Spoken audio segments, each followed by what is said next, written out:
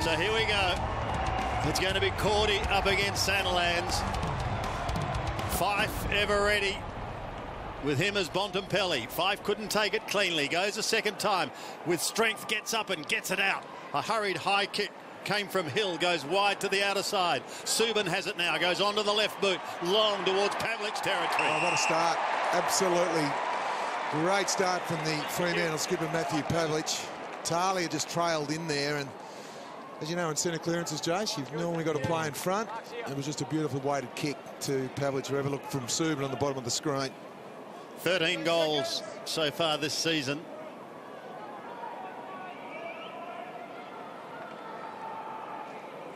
A nice, easy approach as he comes in for his first set shot of the day. The drop punt is on its way. He makes no mistake. The Dockers have taken something like 30 seconds to get on the board. Yeah, unfortunately, that's not the start that the Western Bulldogs were looking for, and it was a little bit too easy. You can just see bottom of screen. He's got good position. He had contact, and he just drifts off him a little bit. And it's actually, you can understand why he was covering the outside, Michael Taylor, because that's where the space was. And the kick actually went back into traffic. But Pavlich's good enough in the other bodies just to get a run and jump at the footy. In the end, it was an uncontested mark. Perfect start from the Fremantle skipper, but Talia needs support from his teammates there. A couple of guys just stayed down. Dogs can reset and start it all over again. See if they can start better this time. Bontempelli went hard.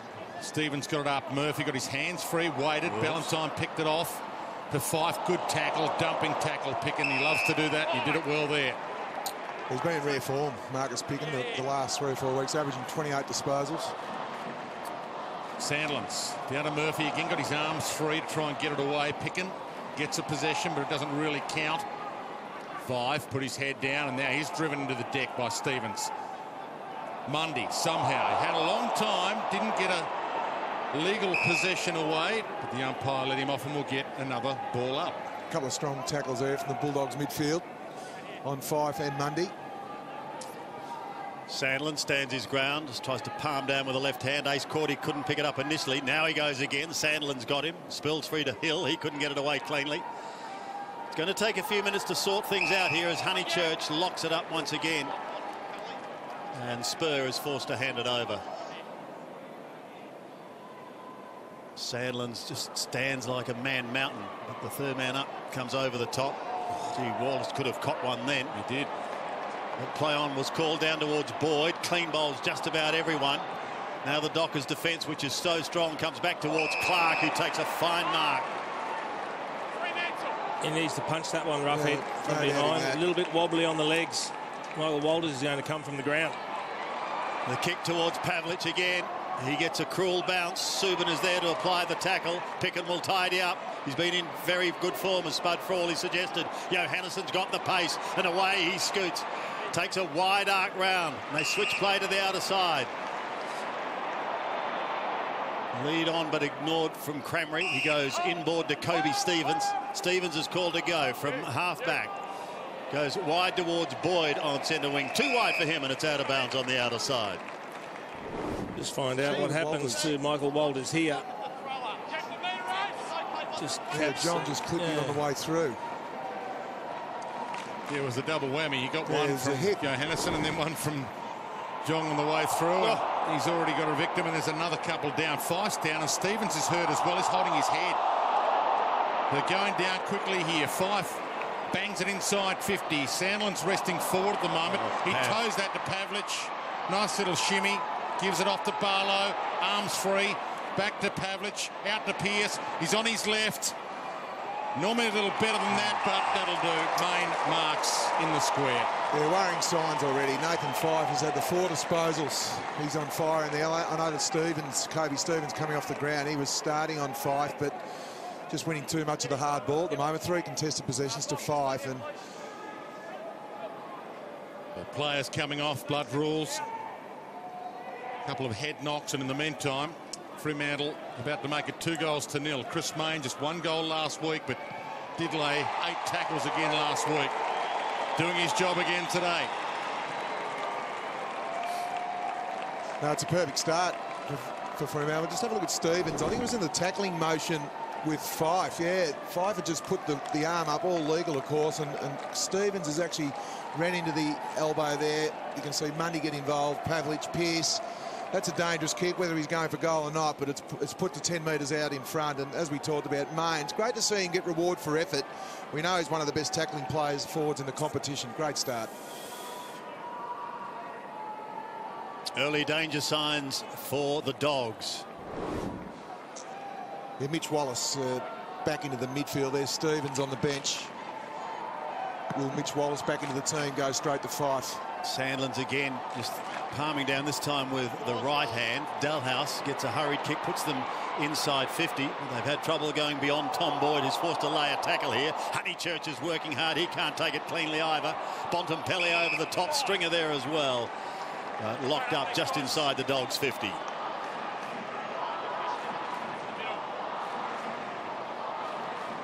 Sandlands leaves it.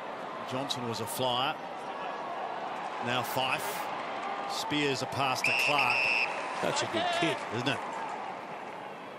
Clark goes down the line to centre wing. That's okay as well. Taberner takes the mark. Thought about going laterally for a moment, then heads towards the tall timber of Sandlands. 1, 2, 3 grabs, not enough. Ballantyne out the back door, gets a hurried left foot kick. The bounce is going to be okay. Needs someone going past. Goods intercepts, and he does well. Now he loses the football. Smother is good. Towards Pearce it goes. He goes to ground. It's thrown out the back. Almost finished with Sandlands, but he left it. Good smother on the ball from Ibbotson. Into full forward once more, and this is becoming a little too easy as Taberner takes the mark 20 metres out directly in front. Well, just smart play, playing in front. The quick kick often drops short. Just caught his opponent, Fletcher Roberts, on the back foot. It's going to be interesting watching the matchup between Bob Murphy and Hayden Ballantyne as well, because we know how dangerous Ballantyne is, and Murphy tends to play with a little bit of leeway. He's looking to rebound and create attack from defence as well. Taberner's a goal kicker. He's going for number 8 for the season. And he makes no mistake. And in the blink of an eye, they've got 3 on the board. The time in forward half, 86%. 84%, sorry, 16% of the Bulldogs. And you can see why. They've been inside their forward 54 times.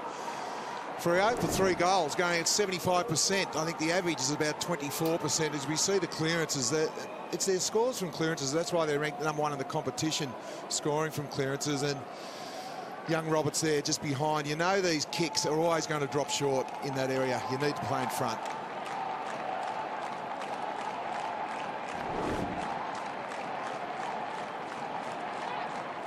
Back in the middle. There's the contested possessions, 13-6. That won't make Luke Beveridge smile, Dwayne. No doubting that whatsoever. They've been competitive around the ball, but they haven't been able to translate that to any score. That's a scary. Bontempelli was inside the square too early, so this is a horrendous mistake takeaway. Sheridan. Walters back on and back into the fence, but he's okay. Just can't afford to give away easy clearances like that. We'll step into the square in discretion. Clark. Got it up from Neuerbach again to full forward to Pavlich. Thumped clear. Boyd. Johannesson. Murphy. Open space long. He had to go wide though towards Stringer. And the crowd a little restless at the moment. Good crowd in. They've started bringing the fans back, the Western Bulldogs. They were hoping for a better start than this, but there's a lot of game time left in this one. 3 straight goals, and the Dogs have been into attack only once really so far. Cordy tries to soccer off the ground. Barlow brings it to a halt. And Wallace is down there with him. Got a nudge, said the umpire, so he's got the free kick. He looks up towards Crameri. Goes over his head towards the boundary line. Johnson back on it now. Seems to have plenty of time. Gives it away, and once again, the Dockers can start attacking from defence. The bounce of the ball may favour Murphy. He pushes towards the line, going away from Taberner, who persists and eventually snares him. Not before he got the hand pass away. Now an opportunity. Oh, great tackle. And bringing to the ground young Bailey Dale. Welcome to the big time. They're playing his first game, Dandenong Stingrays. So a throw in again. Yeah, we see he knows all about AFL football now, Sandy. Yeah, he certainly will by the end of the day. Clark into the ruck, and big Aaron Sandlands has gone and plonked himself at full forward. Picken was looking for Cramry, who got a bad bounce. Spur gives the hand pass away towards Ibbotson. Been a whistle, however. And it's going back to Lee Spur for a push. Takes it on half-back. Thought about going short to Walters. He's covered by Johannesson, so he goes laterally to Neal. Neal can go short to Johnson, but elects to go down the line further. Sloppy marking. Daniel Pearce, and Pearce is away on centre wing. Little chip inboard is okay to Mundy, who's been in stellar form. Mundy swings around now. Pavlich is the target. Great run But from Clark. in front of him and in front of Ace Cordy was Clark, who's going to go back and kick for number 4. Well, he's actually in the ruck at the moment, Clark, as we see Sandilands walking back to the centre square. And you called it, Jace. Sandilands in the top of the square, but they've obviously, in transition, Clark has pushed forward hard, as we see Sandilands there on Ace Cordy. And that's a terrific start from Fremantle at the moment. Their run and carry and their direction connection between the midfield and the forward half is superb. So Clark, who's played every game so far this season, kicking for his 5th goal of the season, and he gets it. And the Dockers continue on their merry way. They've got the first 4. Little shell-shocked at the moment. Can't get their hands on the footy. 46 possessions to 22. So they're getting absolutely smashed in terms of possession around the ground. That's why the game's being played in Fremantle's forward half. 6 inside 50s to 2. But 6 inside 50s for 4 goals, it's just too much. And it's almost at the stage where, just to settle things down, I'm sure Luke Berridge would be considering putting someone in the hole loose in defence. You're watching the best team in the competition at the moment, Fremantle, undefeated, top of the AFL ladder, and they're showing us why. Cordy. Sandilands with the reach, got a big fat palm on that, couldn't get the clearance though. Ace Cordy is going to sleep very well tonight, Jace. He's got Sandilands and Clark to contend with, so yeah, although no Wilminson. He actually might not sleep very well if it continues to go like this. Because both ruckmen are pushing forward as soon as they can to take him back. Bontempelli. Okay, Dalhouse. Couple of options forward. Stringer's calling for it long. He goes back. Maybe just to get a couple of possessions and some hands. Boyd told to go. Murphy. So some old heads trying to switch. Talia. A little bit of possession won't hurt the Bulldogs either, just to take the sting out of things. Oh, cut off by May. Targets, eh? Open space ahead. Ballantyne needs to pick out a target. Doesn't.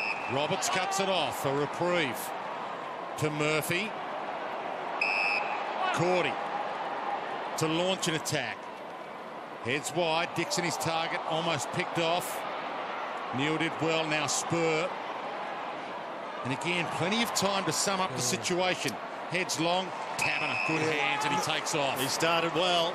Pavlich is the target again. Takes it on the chest. 46 metres out, directly in front. Well, we haven't seen any of the Bulldogs' forward line pressure because it hasn't been in deep. That's been the Bulldogs' #1 stat for the year, the forward line turnovers when they get it in there. But they've only got it into around 45 to 50 metres out from goal. And the Fremantle back half are just taking the game on. 643 goals so far in his career. 1 already today. 14 for the season. Kicking from 52 metres. Make that 15 for the season. Pavlich has 2. They've just got to go into damage control, the Bulldogs, bud. You just can't keep accepting this to happen. I mean, they've got to make some changes structurally. They've got to get, whether it's numbers behind the ball and just batten down the hatches for a short period of time, it's just an all-out assault at the moment. Well, they've taken 4 marks inside their forward 50 already, Freo. And as you said, they've kicked the 4 goals for 6 entries. It's just all one-way traffic at the moment. Definitely a number behind the ball. 16th season. Turns 34 at the end of the year, Matthew Pavlich, but he's looking as young as ever. from the restart. It's a horror show at the moment for Bulldog fans, and they've been watching some great football in 2015 from them so far. Bontempelli to get a clearance. Couple of short options, ignores them, goes longer. Ibbotson in the hole. Fife, who floated in and then got the handball. Sheridan, Main, Clancy, Pearce. 3 Pearces out there, so Pearce to Pearce. It's Alex. Heads wide to Subin. Taberner crashes that pack and sees it out of play, and they can reset. Yeah, but he did what needed to be done then, Taberner, because he was 1 against 2. He kept his feet, he bowled the 2 Bulldogs players over and then took the ball out of bounds. So it's a perfect result for the Dockers. The Bulldogs need to increase their pressure on the Dockers players when they've got the ball. Too much time to dispose of it. It's interesting. The Dogs have got 3 players today who've played over 100 games. The Dockers have got 13. Hill, Wood chops it off, and Easton Wood between half-back and centre wing. Thought about going backwards to Talia. Still pondering. Now down the line to big pack, and Mitch Wallace read it better than anyone. Wants to go, and he does. Cramry, Boyd got a hand to it, but that was all. Flicked out towards Sandlands. He got the shock of his life. Unable to take it away was Sutcliffe. Another opportunity there for Sheridan. Wobbles it down the line, gains probably 40 metres and finds the boundary line. Well, it's the first time they've been able to get the ball deep. And you've got to I think he felt he had enough of it, Spud. Is it payable? Just about for mine. Nearly took the clean grab. I think he had it clean for half a second or a quarter of a second. Seen him pay worse. Boyd and Sandlands to do the ruck work. Fife jostling with Dalhouse, who gets a hurried kick, gains a few metres. On the full. But loses, yes, because it's on the full. So 9 minutes remaining. Spur has it in the back pocket. It's been all Dockers so far. 5 straight on the board.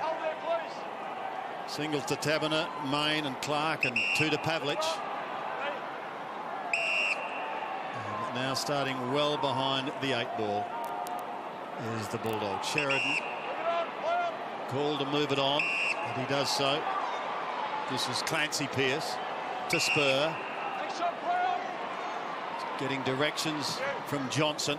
Dangerous kick. To go long, and it is dangerous because coming over the top was Fletcher Roberts with effective spoil. Barlow was waiting down, however. Gets it away to Sutcliffe. Can't get a kick clear, but he's got plenty of support. Back to Barlow again. They go wide, and now they've opened it up. Fife is all alone, but the kick is partly smothered. Perhaps it'll open for the Dogs. Dalhouse round his body.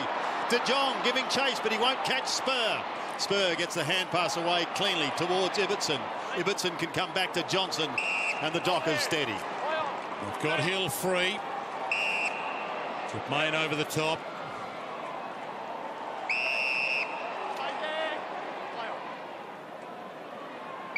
Clancy Pearce. Just finding a lot of space, a lot of loose players at the moment, the Dockers. Yeah, 22 marks to 11, Freo's favour. And what it's doing, Spud, the Bulldogs are getting tired from all the chasing they're doing. Still up long, Clark's there, Pavlich is there. Front spot, Walters with the crumb. Fife resting forward at the moment, look out. Not quite. Thumb clear by Easton Wood. It was a good spoil in the end from Easton Wood. Fife did extremely well. Wood was looking for the body, and Fife just laid off him a little bit, so he did well to get a fist on that ball. Big pack of Dogs around this ball in as well. A lot of room around the... Oh, not a big boundary throw in there. I was just about to say he's in front of the ruckman. Bailey Dale just overran that the first gamer, and his man Daniel Pearce bangs it to the forward pocket, and a ball in for Fremantle. They lead 5 straight. The Dogs are yet to score, and we're about to tick into time on opening term. And deep in the Dockers forward territory once again. Fife out of the air. Runs into trouble, and he's pinged. First mistake he's made. Look, Lin Jong's got the job on Nathan Fife, and he's playing him with a leg rope at the moment. He's got to play a lot closer. He's giving him space at stoppages, and he was clear as he went third man up there at that one. Honeychurch. Taberner, though, takes the mark. Gee, he started well. Swings round onto that trusty left foot to the top of the square. Fife is a flyer, couldn't complete the mark. An opportunity now for Walters. Gives it off once again towards Pearce. Snap at goal. Is this number 6? No, it's the first blemish of the day. They are human. 5 goals, 1. The Dogs still yet to trouble the scorers. Oh, they're just getting smacked, and the big one is the possessions. It's 91 to 38. They've got their own ball at the moment. You can't win if you can't get your hands on the footy. Fletcher Roberts brings it back into play to Picken. It's a contested ball too that Luke Beveridge are disappointed. 32 to 16, Freo's favour. They're doubling in the hardball gets. Which is unlike the Dogs in the last few weeks. They've been led by Picken in that department. He's been fantastic. But still early days. Pavlich again is a target, but they've got him well and truly covered. Roughhead affects the spoil, and it's rushed over for another behind. I know Fife finds it a lot, but it seems to find him a lot as well. He's a phenomenon at the moment, Nat Fife. He's mesmerising players. Watching him, not the Sharon. Picken. Boyd. Flicks it over the top. Johannesson. Hemmed in. Cordy gets his moment here. Doesn't get a chance to fly in front. Spot Spur. Good hands. Cordy couldn't get to the contest. And it opens up in the middle. Ibbotson. They take it on again. In the middle of 3 Dogs. Pinpoint pass. Alex Pearce. Just his second game. Thumps it long. Will Pavlich get there? High contact, Cordy. Good play. Play on advantage. Bonampelli takes off. Johannesson trying to weave some magic. They've got a lot of space forward. Boyd can't get near this, though. Pearce cuts it off. Back to Johnson, and here they spread again. Look at the numbers they get back in support. Ibbotson, Clancy, Pearce. It's a raffle. Which ticket does he want to pull out? He goes wide to Barlow, and they're away. Fife's loose again. Look at him. Can they get it to him? No, they can't. So maybe a chance for the Dogs. Into the middle, and Kobe Stevens used the one hand, but he's got time to recover. Stevens pops it over the top to Johannesson. Loves to run. Eludes one, eludes another, gets clear, goes inside 50. Gee, a big ask for Dalhouse. Yeah, against 4. Up against 4. And Pearce and Neil will combine, and they'll get out of trouble once again. Sheridan from one pocket to the other, and the mark taken by Alex Pearce. Yeah, it was a bad option. Boyd was one-on-one with Pearce, who's only played his second game, so you've got Tom Boyd there for a reason. Go long to him under pressure, not Dalhouse 3-on-1. Good mark by Roughhead. A long way down. He's 55 out, and he just decides to go long to the top of the square, and that's a good mark taken by Boyd. 15 metres out directly in front. He'll get there first. Well, that's a better kick.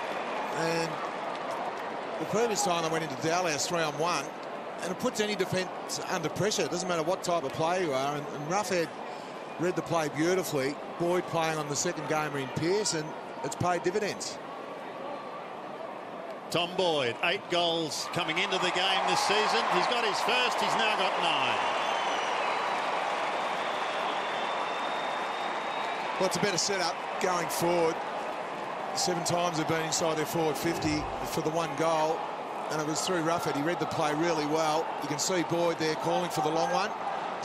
And Pearce just lays off him there. He'll learn from that, Pearce. He had to be a lot stronger in the contest. The initial body contact from Boyd was far too good. Just got him off the line.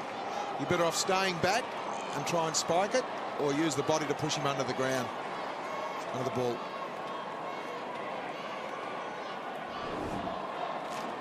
Big 3.5 minutes coming up here.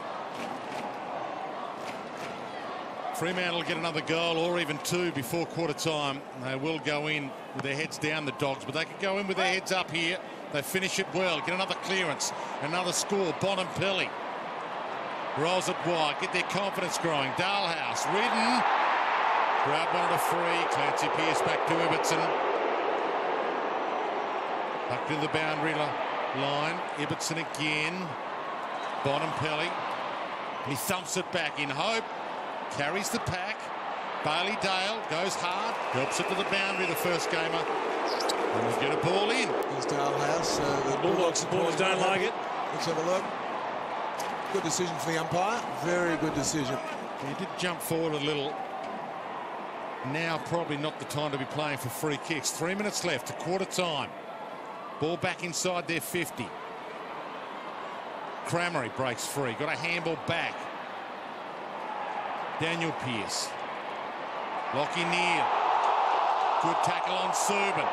Crowd starting to roar again. They get back into it a little. I reckon Easton Wood's a nervous man because he's the deepest defender on Fife, the deepest forward. So Fife looks up. He's got a couple of options. One of them, the running Ballantyne. He could go all the way home. This would hurt, and he misses. Mundy. Look at David Mundy. He was free. And Clark. Well, Mundy was the best option. Yeah. He had to kick the goal because there was a player on. So no less pressure for the Dogs, even though there's only a couple of minutes remaining. Cordy does well. Bontempelli in all sorts of trouble. Almost ran into a high tackle. Yeah, it was paid by the umpire behind that because he had a better view of it. Yep. It's a great luxury when you can just send Nat Fife to full forward. And Easton Wood's the best equipped athletically to play on him, but it's still going to be a tough job if you're one out. Bontempelli over the centre. Sandlands like a giant tree just free kick to the Bullies. Now, they've got numbers. They've got numbers if he moves it quickly. Pickett's got to be quick here. Ryan Pickett had to kick it quick at the boy. Yeah. He's kicked it to where the loose player is. They've got back now, and there is a loose player there at the back. Johnson will probably give it away. He does towards the boundary line. Going to be kept in by Sutcliffe. Now taken over. Let's have a look at the Ballantyne entry here. You can see Mundy screaming for it, both of them. Barlow, sorry. Barlow there was just... Not happy either. Turned around and gave him a spray. Not happy. Sandlands again. Wins it. Johnson backpedals. Spur. Boyd. That's Matty Boyd back in this week, which is good news for the Dogs. Easton Wood, a high centering ball to half forward. Smashed away. Ballantyne gets the skates on. Crameri's got him. Yeah, he just grabbed him by the jumper and ripped him to the ground. He just threw him one-handed to the ground. Look, did he have prior? Pickens in the thick of things again. The trouble is, he threw him to the ground, but he let go of him. Yeah. So he's actually... Have a look at this one-handed throw. He just throws him to the ground. Well, then let's get... Well, probably could be dropping the ball. It is. It's incorrect disposal. Treat him like a rag doll. Sandlands, a bit of juggling work going on there. And this one won't come out. They could just sneak a goal here in the last minute. I think they'd breathe a sigh of relief, the Bullies, because they were under assault for the first 20 minutes of this match. Took them 23 minutes to score their first. And they're struggling to get another one now. Bontempelli tried to get it out. Big pack of players around the ball. Monday was there. It comes out towards Pearce, who's called to go again. It wasn't 15. Ibbotson was wide towards Hill. Now he's got support. They go over centre wing. Spur, good kick. Mark not taken there by Main. Main now is under the punt from Crameri. Talia, hand pass towards Murphy. Caught! Back again he goes to the defender, and he finds Goods. Goods also plays on. Going short, that's okay to Dixon. Dixon is going to put them inside 50. Johnson's going to come steaming over the top, and he does, and he takes the mark. He left his man Stringer. He knew where the kick was going to go. Neal to the outer side, dangerous. Wallace tried hard, but he had to beat a couple, and Pearce is proving just too elusive at the moment. To Taberner on the outer side. They're going to run out of time. There is the siren, but an exciting start by the unbeaten Fremantle Dockers. They kicked 5 virtually in the blink of an eye, and as I said, it took the Dogs 23 minutes to get their first one on the board. It's 5-3 to 1 straight. The Dockers by 27 points.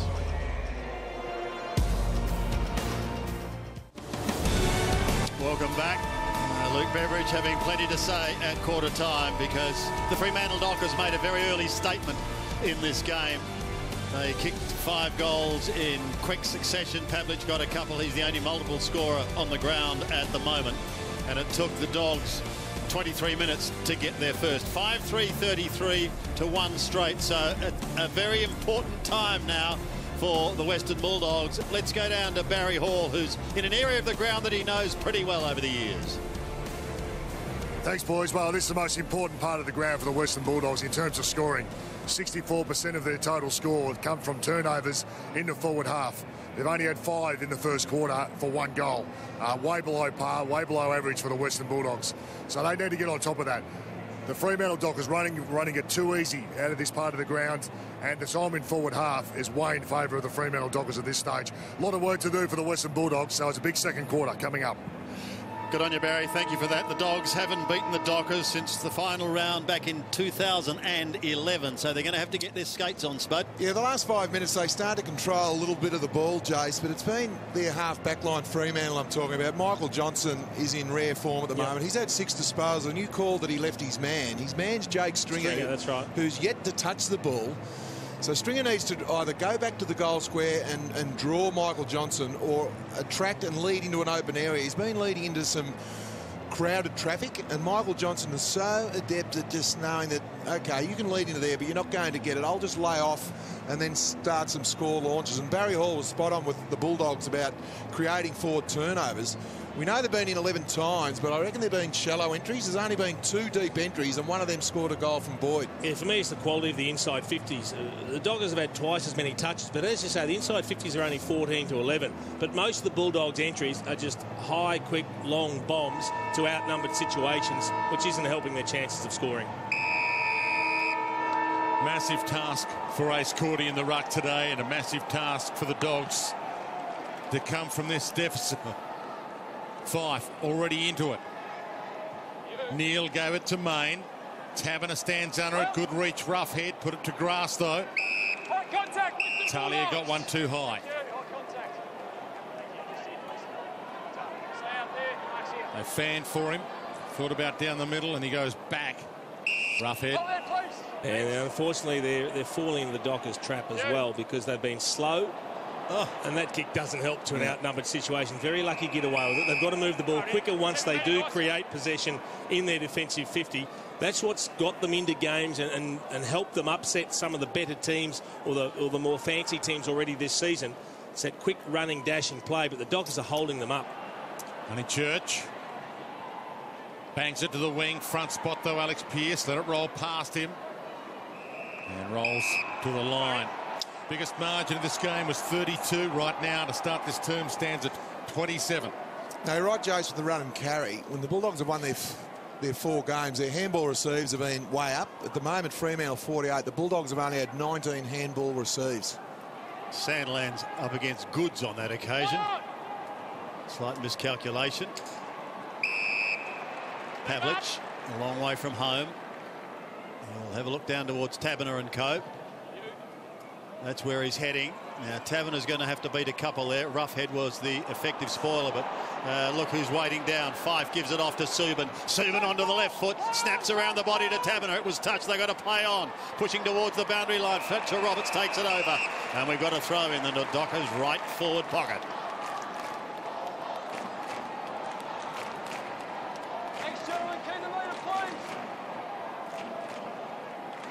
Kobe Stevens trying to do the ruck work as well as the third one up. Flick back towards half forward. Subin is caught by Stringer and Cramry in a gang tackle. Well, that's the trouble at the moment, because the Bulldogs are sending an extra to the stoppage. But if they do win it, they look up, and behind the screen there, the top of the screen, you can see Michael Johnson on his own. So if they go long, it's to an outnumbered situation. Look at that. Just have a look at that. Subin, can he finish it off? He should have, but he hasn't. He's away to the right. Sandler's just thumped it down. Subin's the receiver. Should have converted, but didn't. So Matty Boyd will bring it back into play. The Sandland Sandy has had 16 hit-outs to Ace Cordy's 1 at the moment. Easton Wood. Good news for the Dogs, it could well be 8 goals to 1. Right now it's 5 to 1. Have missed a couple of shots, the Dockers. They've owned the ball, and that won't do them any favours whatsoever. It does tend to find him. How can you not see where he was, though? I mean, the 2 Bulldogs players that were there were a couple of metres either side of Nat 5. So I just can't work out who he was trying to hit, thinking it was going to get there. Well, it's the last one-on-one you go to anyway. Unless he didn't see him. Fife v anybody. He launches it, and he silences the crowd again. And he's the last place you want to kick the ball, 5. He's like a magnet anyway. So maybe the ball is magnetised to him. He's that good at the moment. And you're right, Jace. Have a look at there's no space in there. There's no space whatsoever. There's actually more Dockers in that area of the ground. It was 3-2 in the Dockers' favour. So forget the execution. It was the decision to go in there. It was just inexcusable in the end. And I can see what they're trying to do, create some run and carry, but not on that occasion. This is the biggest lead in the game so far, 34 points. And we're just 4 minutes into the second quarter.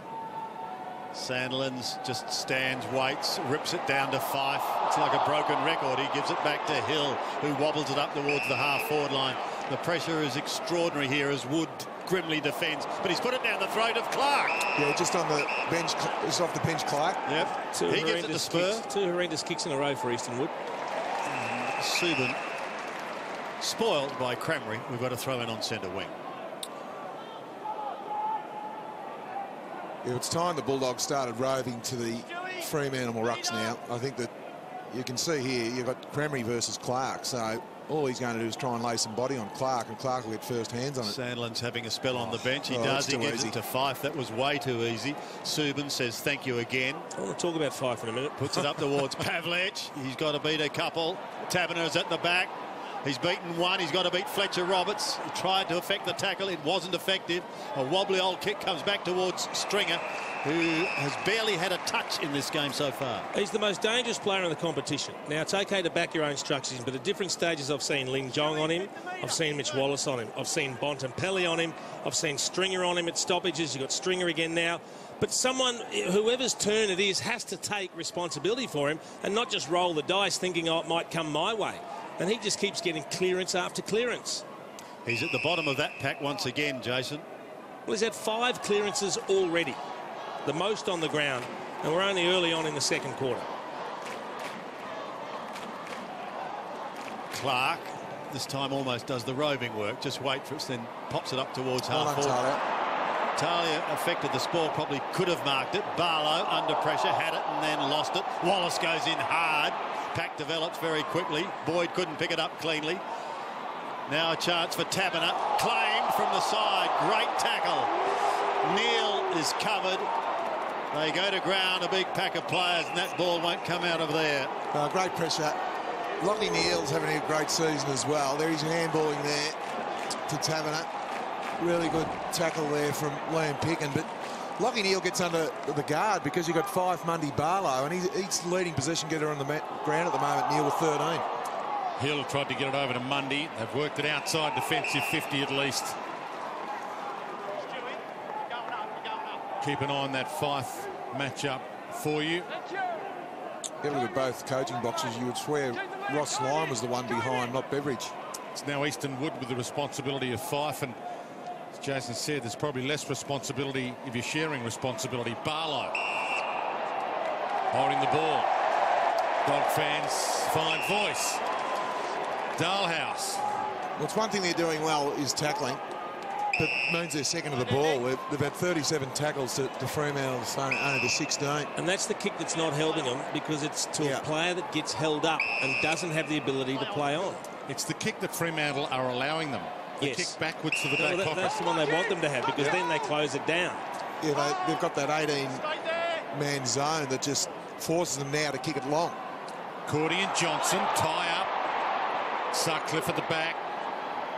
Clancy Pearce cut off, knocked out of play. So the 2 kicks the opposition teams generally want. That back kick that slows you down and allows you to stop them and hold them up, and then the long kick down the line when you've got no other options. And that's exactly what the Dockers are getting from the Bulldogs at the moment. Fife, surprise, surprise. Spins out of trouble and somehow gets it to Mundy. You're watching a class act in full flight right now. Main couldn't pick it up. Crameri does. Thumps it high. Bontempelli stands under it. Big fly, Cordy. Knocks it down. Wallace. Stevens. Sidestep was good. Flicks the handball out. Big hip and shoulder on Honeychurch. Dalhouse sees Dixon.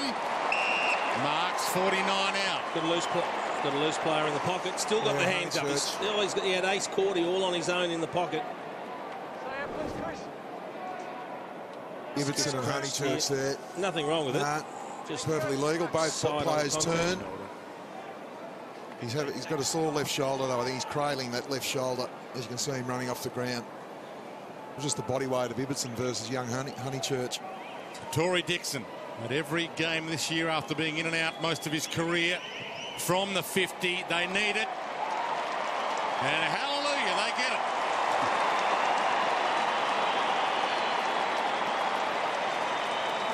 It's a good finish, but one that they desperately needed, as you said, Dwayne. Just got to try and find a way to get a little bit of run back into their game. You can just see down the race. Bulldogs doctors working with Mitch Honeychurch. It's a completely fair bump. Both players reaching for the ball. It's shoulder to shoulder.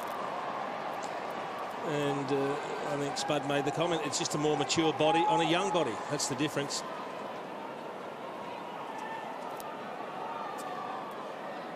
So Tory Dixon gets the Dogs second, but it may come at a cost, with Mitch Honeychurch being examined by the doctors at the moment and in considerable pain with that left shoulder.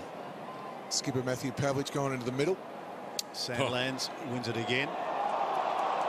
Pickett, forever the tackler, the aggressor. We've got Sandlands, who's, as you said, up against Cordy, and then you've got Pavlich, the height as well, so you can see why they're winning the clearances. Yeah, that's against Subin. Yeah, that was silly. Yeah, Sandlands was always going to win the wrap. Yeah.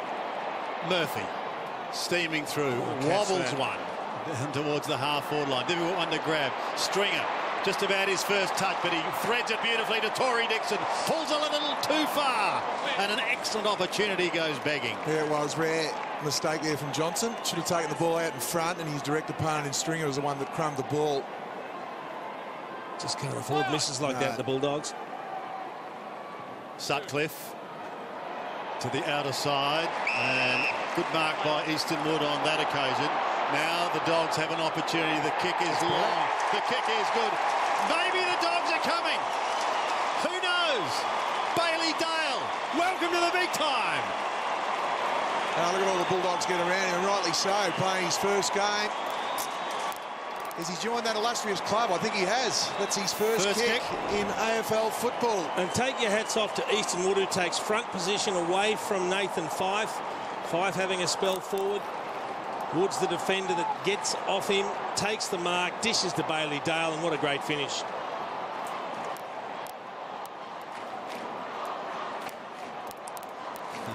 Got the family here, the pick 45 in last year's draft, just 18 years of age.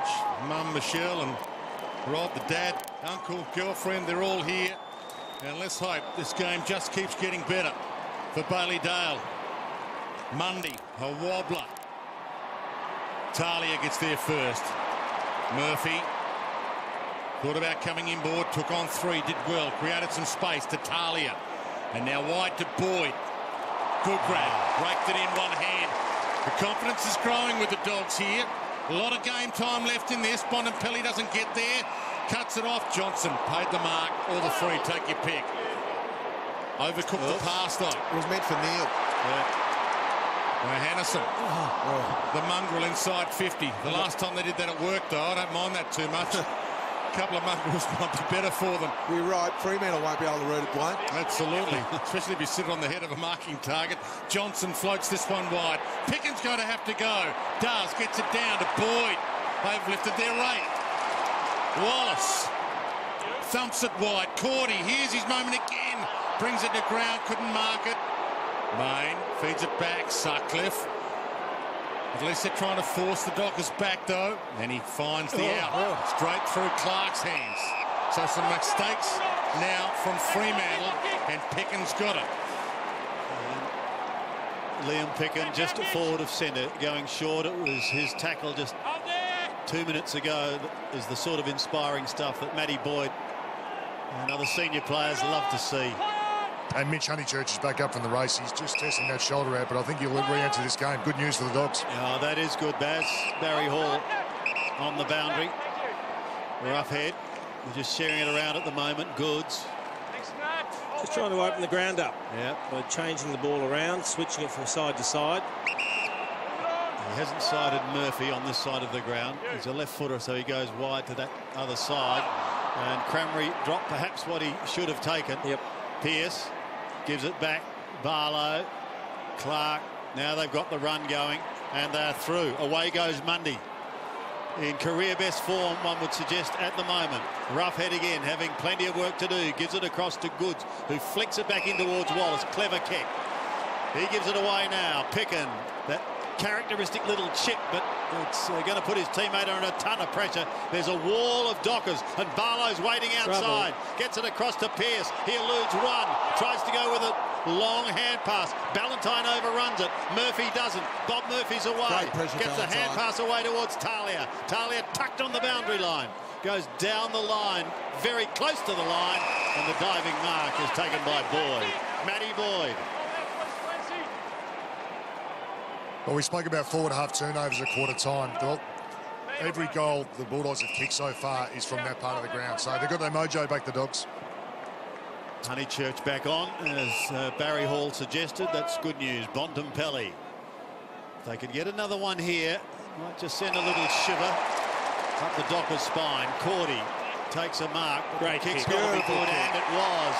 Well, he identified he was on Zach Clark, and the beauty of the kick from Cordy, as you said, Jace, just kicked the ball to grass. He drew Crameri into the kick, and there's nothing that Zach Clark could do with that kick, and that's the type of kick that Crameri likes. He's not a contested mark type of player. He's a hard lead out in front type of player. Got some dash those first 7 or 8 metres. He's kicked 7 goals for the season. They need this. It's coming back, but is it enough? He's just snuck it in. He has. Big goal for Stuart Crameri and the Dogs. Really liked that kick from Ace Cordy. He took the good mark, he attacked the ball, he flew, good hands, and then he bounced up, he looked at the best option, and there was a little bit of space just in front of Crameri. You see, there's the good mark. Main doesn't go with him. So Crameri's got front spot, and all he has to do is push off Zach Clark, the little chip kick to space. There's nothing Clark can do to stop Crameri getting the ball.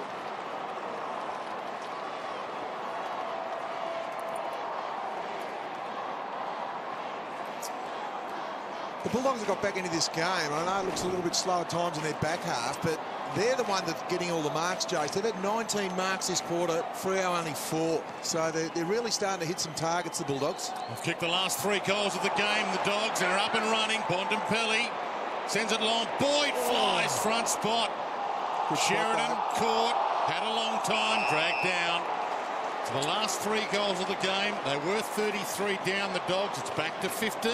Exactly what Barry Hall was talking about. Their forward-line pressure. If they can keep the ball in this area of the ground, they force turnovers. Barlow just hurries it wide in hope. Taberner bumped by Roughhead. Walters.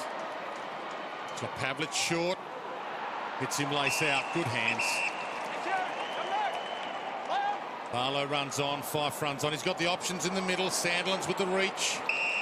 Hill got the kick away. Clark forward, not the grab. Murphy, clever.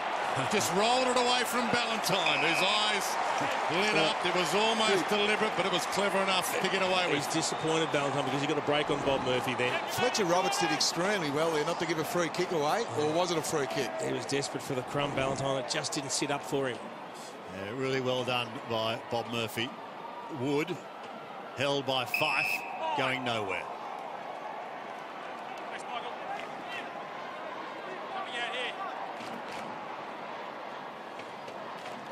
Roughhead does the ruck work.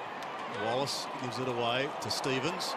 He goes to half-back. Dockers have got the numbers. That could have been a free kick for in the back. See the pressure though on the ball carrier now, and Fremantle get it. The tackling's lifted from the Bulldogs. Well done. Good option. Off the ground. It may sit for Picken. Picken still paddling. Oh, and he gives it away beautifully to Stringer. Stringer can have a bounce. No, he goes for a sending ball at the top of the square. It's coming back, but not enough. And one behind. Gee, that was exciting play. The way they kept the ball in front from half-back all the way through to that final hand pass, releasing Stringer. They've got themselves back in the game. Well, they have by pressure, Jace. Freo are going at 55% by foot. That's where you get hurt. And that's real pain because Ballantyne... Yeah. And that's, look, we can keep the eye on this battle because Murphy will try to rebound. He'll take risks, and it's been working because he's had 11 possessions, Bob Murphy. Ballantyne's only had the 4, hasn't kicked a goal. But he's going to get opportunities in space like that, and if they don't have enough pressure up the ground, well, Ballantyne's going to have some shots for goal. Hasn't kicked a goal so far today, but has 5 so far for the season.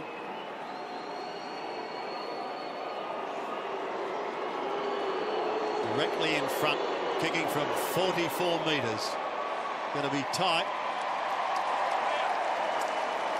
And sadly, just away to the right. Saw him in the warm-up prior to the game, having a lot of set shots from deep in the pocket. I'd rather see players having set shots from directly in front and maybe a couple on each of the 45 angles. They're the ones you have to kick. You're not expected to kick the ones in the pocket. Cranberry switches play.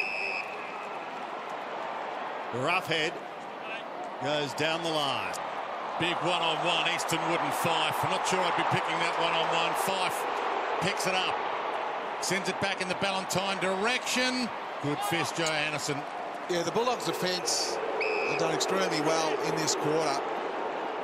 The inside 50s, 11 to Fremantle for only 1 goal. So they're holding up well now, the Bulldogs, after a shaky start. Best team in the competition, the undefeated Dockers, under some pressure for the first time. Goods to the boundary. Gets away with it. The margin's still 15 points after it was 33. So they are close enough, and they're starting to get more possessions, which is good, but it is still 11 scoring shots to 6, so the margin could be bigger. Bontempelli with the fist. Fife, clever again. And he just breaks Strips a tackle beautifully. Hill, top of the square, Pavlich gets there. Ballantyne stalking it. Handball smothered. Dogs are hunting. Murphy. Not a lot of options that side. Back again this side, Easton Wood. Just inside the boundary. 6 minutes and 20 seconds left. And they've played their way back into the contest, the Dogs. Stevens.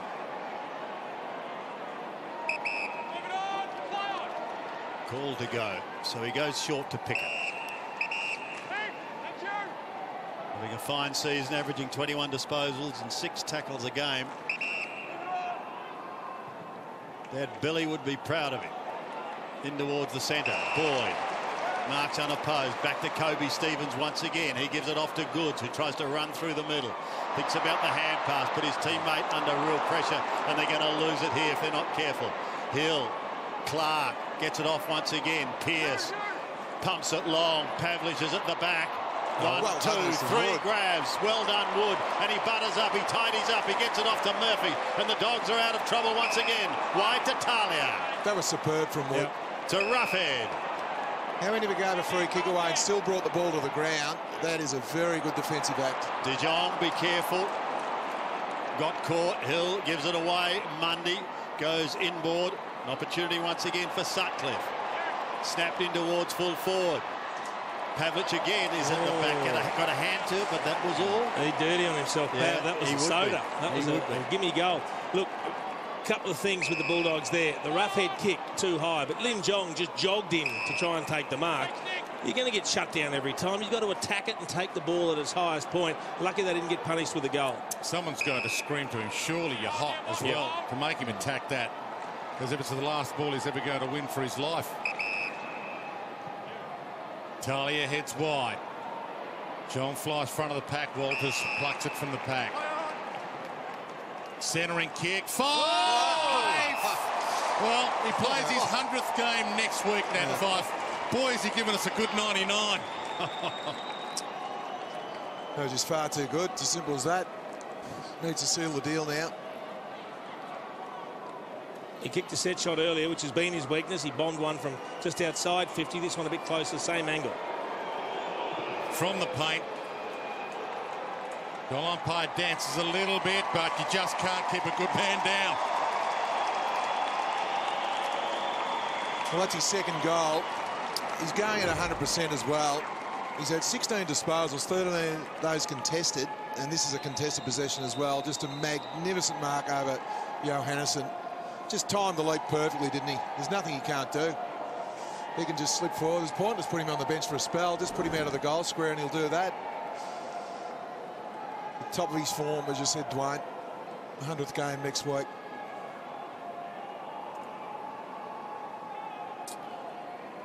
One man you just can't keep down is Nat Fife. How dangerous is the Dockers set up here? Sandlin's in the ruck, and then you've got Mundy, Fife and Hill ready to get the ball and tear out of the middle. Handy quartet. Let's see what happens. Well, the Dogs have got other ideas. Murphy threads his way through heavy traffic, gives it to Stringer. Stringer gets another one back towards Murphy, who could lose it here. The pack develops very, very quickly. Someone's got to get it out. Murphy it is. He was taken high, didn't get the free kick from Mundy. Eventually a hurried ball goes down towards half forward. Johnson has been like a rock. Yeah, and he's one of the best in the competition in terms of where he positions himself when he's loose in the defensive 50. How well did Fremantle corral that running play from Murphy there? Like, normally the Bulldogs would open up and get an easy kick, but they corralled the run through the middle of the ground perfectly then, Fremantle. Daniel Pearce to Sandlands. Just the height did it. I'm not sure he had first touch or control, but he's got it. That's all that matters. The umpire said it's a mark. He's on centre wing. Goes back towards Pearce. Daniel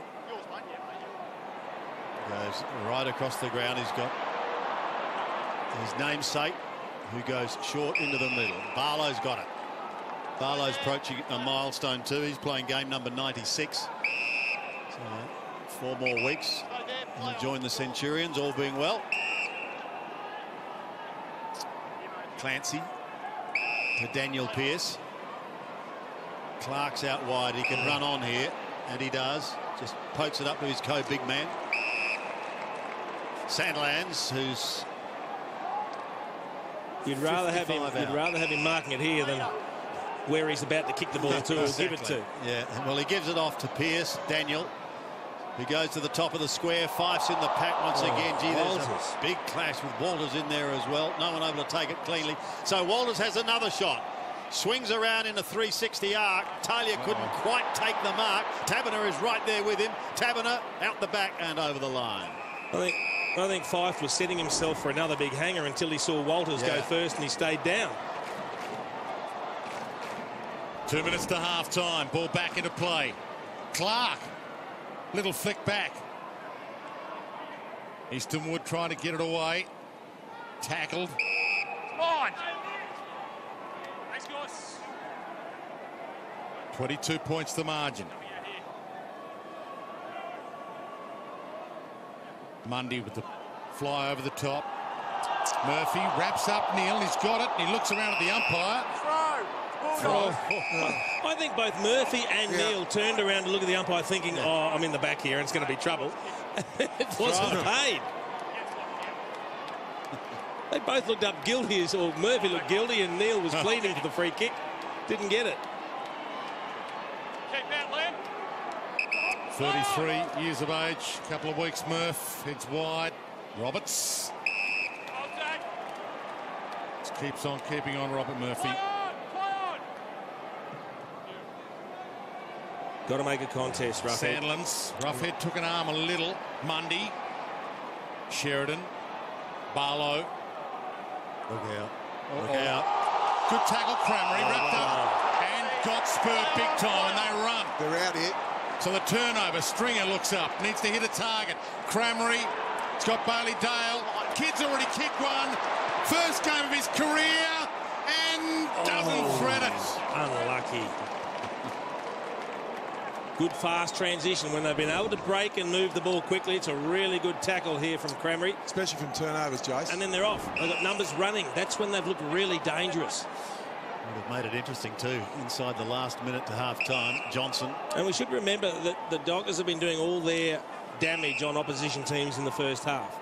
They haven't been super strong in the second half. So that is something that I'm sure Luke Beveridge will talk to his players about at half time. Clancy to Daniel Pearce.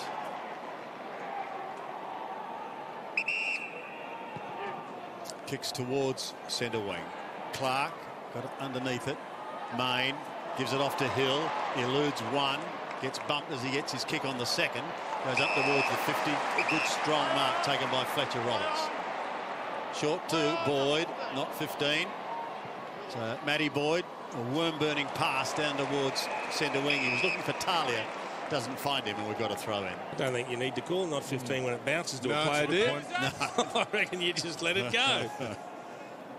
Just watch for the third man up here. I think you've got Bontempelli versus Clark at the moment in the ruck, which is interesting. Yep. Mundy couldn't get a hand to it. Fife is there once also. The siren beats them all. It's half-time and a quarter that was won by the Western Bulldogs. They kicked 3 goals in that term and restricted the Dockers to a couple.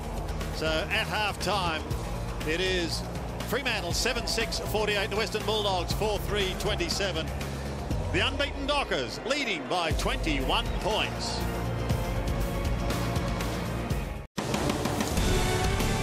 The fans are starting to come back. The Western Bulldogs have brought them back. Now they're trying to bring themselves back into this contest. If you've just joined us, the story so far, Fremantle kicked the first 5 goals of this game and at one stage led by as much as 34 points.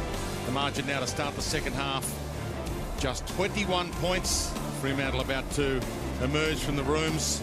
Talked about it a bit, but they have been fast starters in 2015, Fremantle.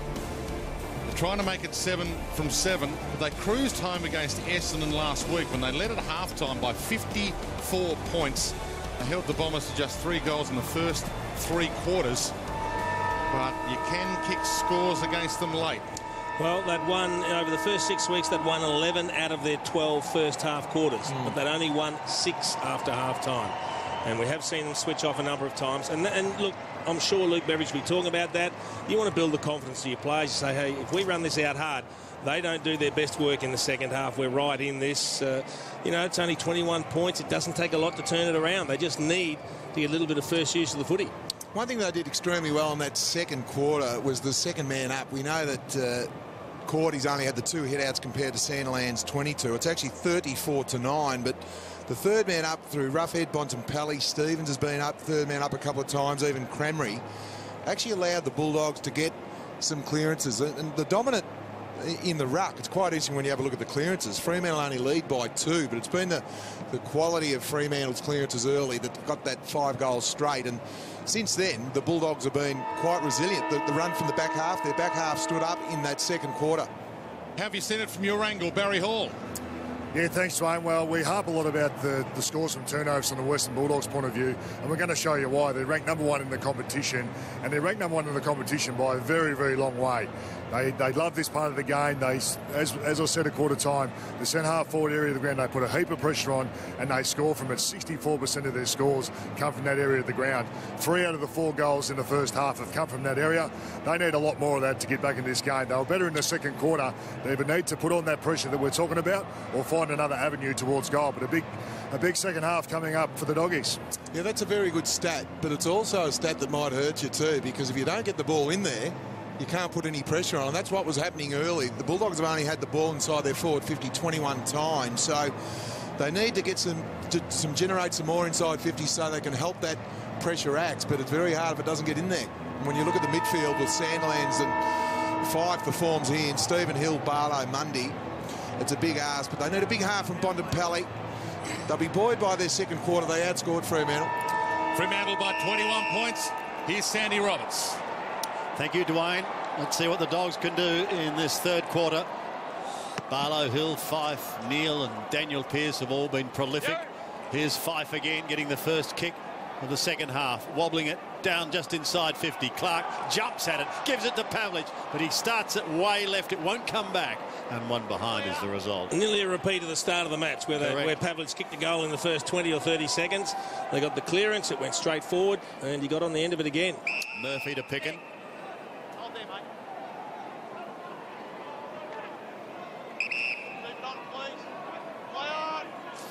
Liam Picken called to go, so he does. He goes long to the outer side.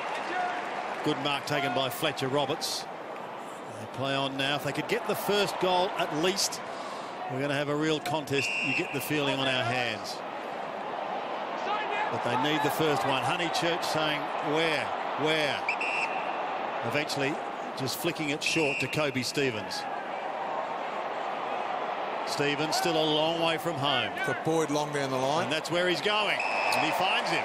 It's a really clever kick because they'd set up their structure. They had Johnson lurking in front of the pack. And I know he had to go wide, but it virtually ended up being an uncontested mark because it was a good penetrating kick. Got to keep it away from Sandlin's behind play and the loose defenders. Well, he kicked one in the first quarter. They're only one. And that was at the 23-minute mark. Let's see what he can do now at the start of the third. Kicking from 46 metres. Pretty good off the boot. That's a fine strike. And that is exactly what the Bulldogs wanted. Just hit targets. That was a really good start from the Bulldogs after Pavlich missed the easy set shot. It went straight down the other end by possession. As you rightly said, Jace, have a look at the view from behind the goals. You see Boyd on the left just holding his hand up, and Michael Johnson's normally the guy. Well, he's sagging off. You've got Sandlin's long. You've got Johnson and trying Pierce to peel over. It was a beautiful kick, just a perfect weighted kick, because it wouldn't have got to the top of the square. Great kick there from Stevens to Boyd. Bulldogs have kicked 4 of the last 5 goals of the game. Back in the middle, Sandlin's against Cordy. Good bounce, Sandlin's good flick. Down to Mundy to Fife again, who's everywhere. Ibbotson. Clark and Pavlich forward. Clark, big piece of it. Johannisen the crumb. Needs to find the target. Dale gets there, into the fence. Just 18 years of age, first game of Bailey Dale, but he's played against men.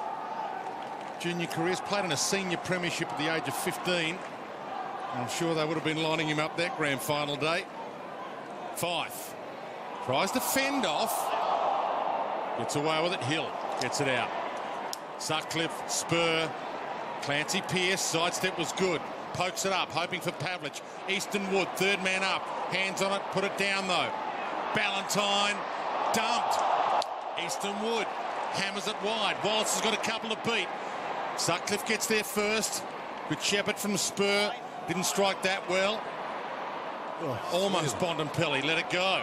Ballantyne again, sharks it, brings it back to the pocket. Misses to the near side. That's his third behind Ballantyne. The Bulldogs need to address the Nat 5 situation at stoppages. He's up to 8 clearances. He'll set a world record at this rate. Johannisen to Murphy to Wood. Easton Wood. Good kick. That was a good kick. Finding his man Johannisen, who just drifted down after bringing it back to Goods. Brett Goods, a slight stammer, and then decides just to go down the line to Crameri. He in turn looks up towards the 50. His target was Tory Dixon. Here's the first gamer again. Picks it up, loses it, recovers, gives it back to Dixon. They need a goal. They've got a goal. Dixon gets his second, and the Dogs come barking back. Again, they didn't go round through the middle of the ground. They went round the corridor using all the space in the ground. It was Bailey Dale. You can see there Dixon gets eased under the ball, but Bailey Dale goes hard at the ball. A little bit of a fumble early, and then handballs up to Dixon and just runs the required distance to kick a goal. That's a very nice goal for the Western Bulldogs, and it's been through their counter-attack in the back half in the end that's got their goal scoring.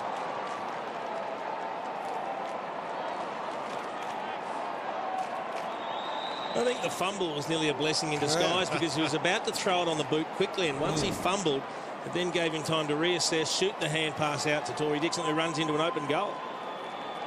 From the restart, and they are hunted again. Dalehouse to Bontempelli, thumps it long.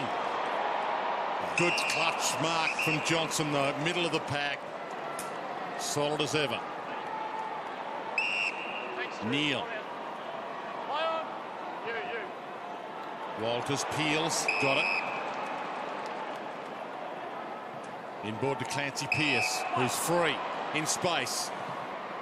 Clark's long. Pavlich is there with him. Clark punches to his own advantage. Fife. Pick and dragged him down.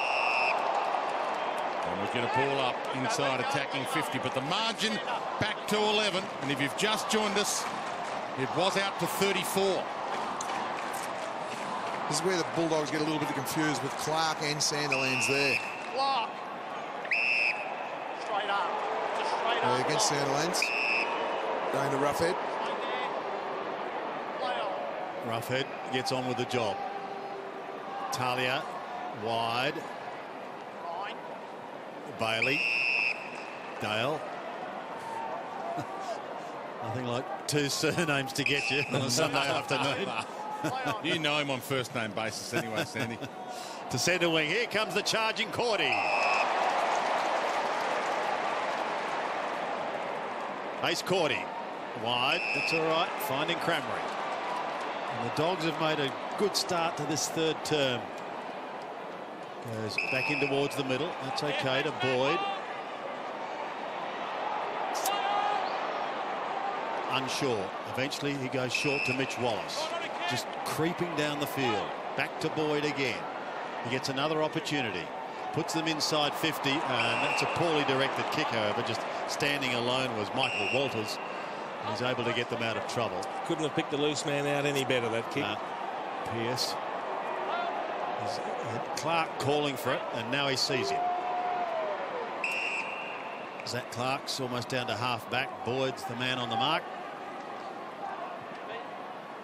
Drifts it in to half back. Not gathering a lot of distance, but Alex Pearce goes laterally once again. Back to Johnson.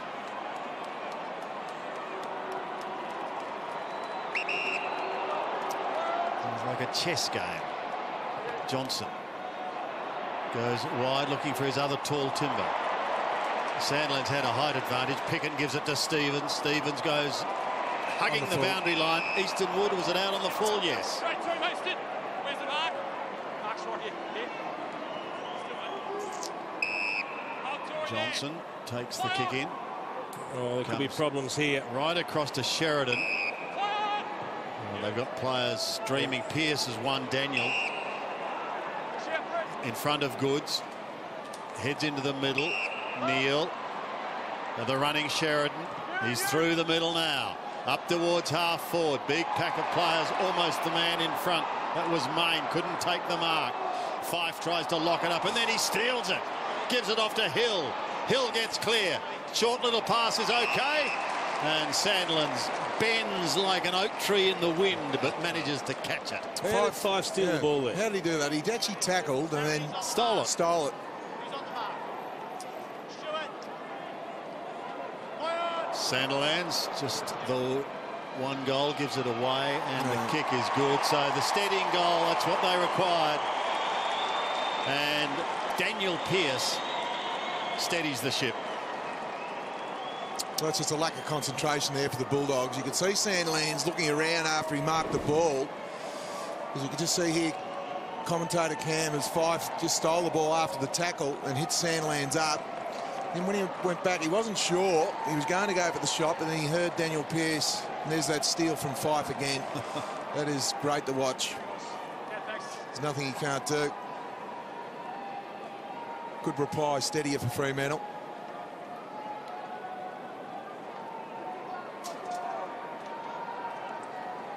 Back to 17 points, back in the middle. Bontempelli in the ruck. Sandlands with the reach and straight down to Fife again. Oh, what a bomb. Pavlich stands under that and he parks it. Brilliant from everywhere. Well, that's just copy. Well, that's why they're ranked 1 in the competition against their opposition, scoring 22 points more than their opposition. What was that world record for clearances, Jason? Well, no, I'm not quite sure, but I'd also like to know what Marcus Bontempelli's having to do. A centre square run at the ruckman against Aaron Sandilands. That defies logic. 2 goals to this end in the opening term, Matthew Pavlich. None since. Coming off a 4-goal game last week. He knows where they are. He's got 3. 2 in a row, Fremantle. Hey, you're right, Jason. You see Luke Beveridge there. Cordy's been absolutely smashed in the ruck, and then you've got Bontempelli. Well, it has to be a communication breakdown that sees that happen. It was a beautiful mark from Pavlich. Nothing Tarley can do. Fife just read it off hands absolutely brilliantly. Gets the ball. A 70-metre kick. They're impossible. And that's when you get your one-on-ones competitions down there. And Pavlich gets a one-on-one. He normally either marks it or halves it. Now it looks like it's going to be Boyd. Well, he's the one that had to come up, and if they needed a spell, it was always going to be Tom Boyd. And so he's back And I reckon Marcus Bontempelli would be too keen to have to run at Aaron Sandlin's again. No decisive winner. Mundy locks it up. So Fife has 20 possessions. Number 1 on the ground for possessions. He has 9 clearances. The next best is 5. And he has 2 goals to his name. And 16 of his 20 possessions are contested. 86% efficiency. Oh, claret here on David Mundy. Yeah, a lot of claret there. While this is coming off, I think there's been a sub for the Bulldogs, Barry Hall. Yeah, there has been a sub. Mitch Honeychurch has come off, and we've seen he had that shoulder complaint earlier. Lockie Hunter comes on. Thanks, Barry. He's a good opportunist, Lockie Hunter. He can kick a goal as well. So there's a big role for him to play. That right eye looks pretty bad, doesn't it? Oh, so that's a head clash. Just a head clash with Brett Goods. Ooh. Yes, a couple of stitches required there, I'm tipping. To his credit, though, he didn't shy away from the tackle. No, he finished the tackle before he worried about the damage to himself. So play goes on. Cordy wins it. Nearly a Bronx cheer for a tap out, I think. Clark, his immediate opponent, gets a 50-metre kick down to the forward line. Ballantyne soccers off the ground, and it's out of bounds in the left forward pocket. So Hunter on. He was the sub last week and did quite well against a defiant St Kilda. Goods might have a little bit of flood there as well. The clash of heads with Mundy. How dare David Mundy attack the back of his head with his eye?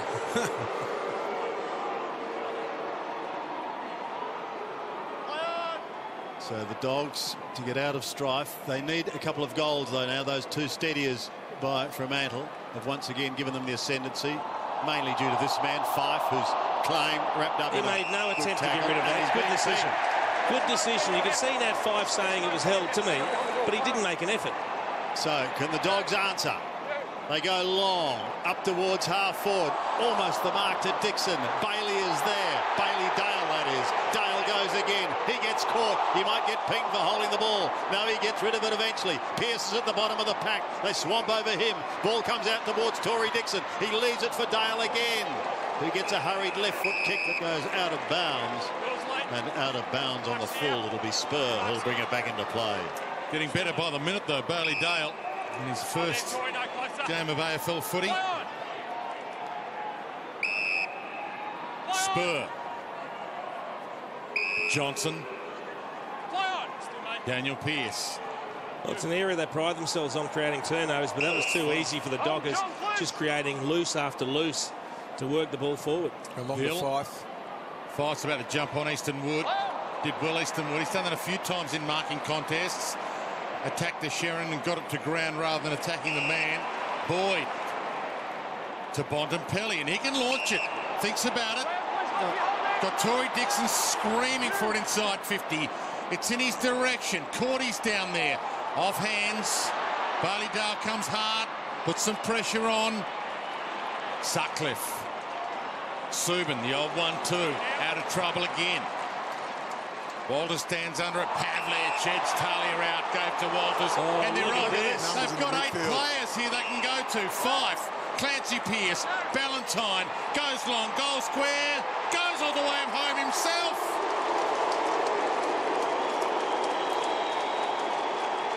Beautiful bit of play through the middle. They were queuing up, weren't they? Clancy Pearce, he sized the goals up beautiful. It was a beautifully long kick. It was the Pavlich effort, just the nudge out on Talia that over to Walters. He looked up. There was 4 players queuing up. Fife just gives the goal assist to Clancy Pearce off 2 steps. You get a really good view here through the middle of the ground. Have a look at the queuing up. There's 4 or 5 players there.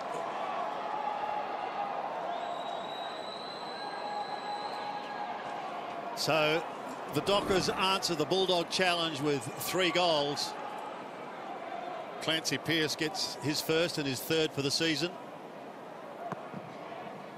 And once again, they open up a 29-point lead. Fife got a hand to it, but that was all. Cordy took it away. Kicks them inside 50, looking for Stringer. They're not going to find him. Yeah, he's been quiet, Stringer. He has, hasn't he? He hasn't taken a mark, Sandy. Johnson's been outstanding on him. He has.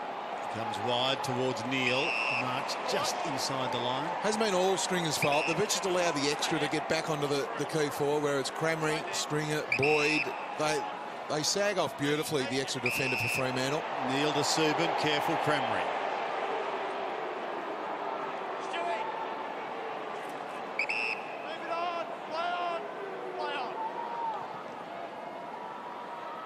Neil down the line. It was Hunter who just tried to flick it over the back. Lockie, he's just been informed he's got a free kick.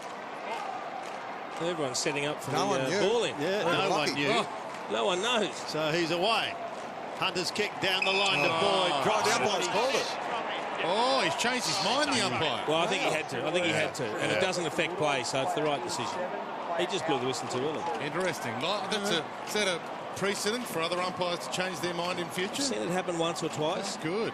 Sandlands up against Goods, can you believe? And I think all you want in the end is the right decision to be made, and it was. Just keep your eye on Fife and the clearances. He's up to 9. His record's 13. The Dockers' record is 14. Troy Cook back in 2000. And the all-time record is 19 from Brent Maloney.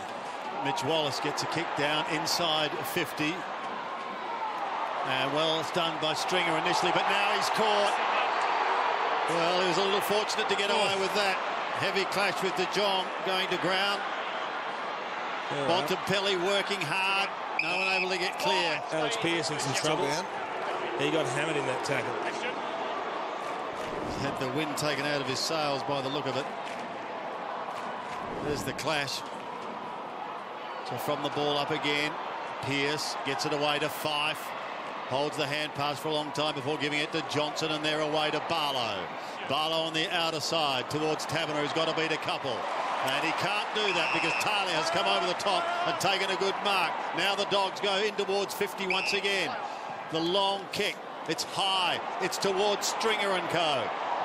Cordy there also. Couldn't take the mark. Gives it away quickly. Cranberry has kicked the goal.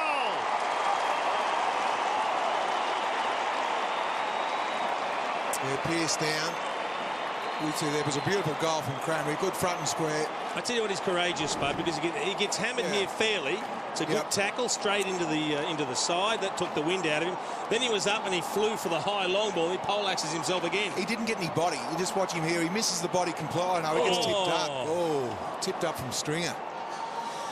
So he's running off the ground there.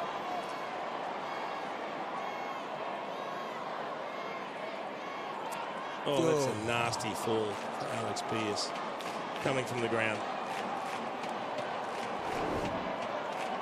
Showed some courage both occasions. The 19-year-old on the list a couple of years now. In just his second game. Free kick out of the middle. Boyd. Stringer's forward. Boyd's forward. Stringer had a touch on it. Clancy Pearce. That's 2 centre square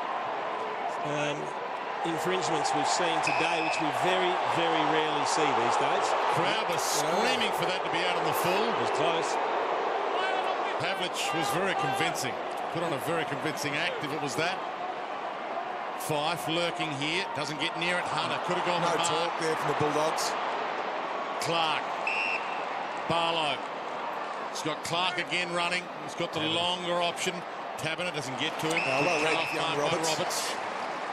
Got numbers out here in the wing. Hunter. Sub, of course. We said earlier, Duffield, the sub for Fremantle, yet to be used. Back to Hunter. Oops. Dale. Dalehouse. Dangerous, but it comes off. Talia gave to Stevens. And he splits them beautifully. Out of side. Good run. Johannesson. To Boyd. Punch the ground. Pickin shrugs a tackle. Flicks it over his head. Dixon. Nails it!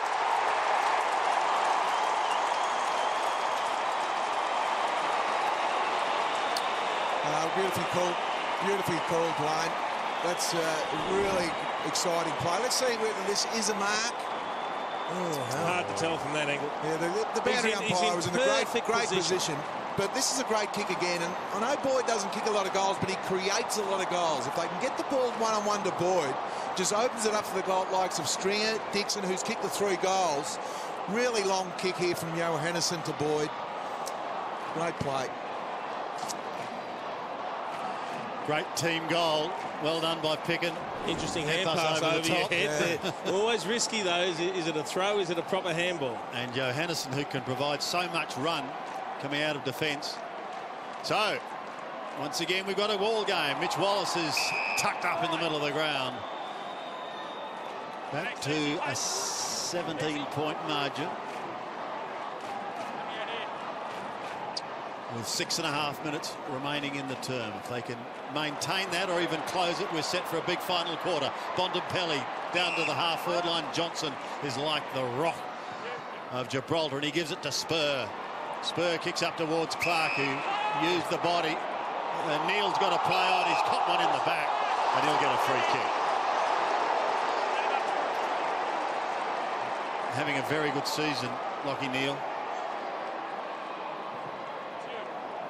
Centering ball towards Sandilands, who stood well above the pack but couldn't complete the mark. The Wallace hand pass, almost a little toe poke out. They're not clear yet.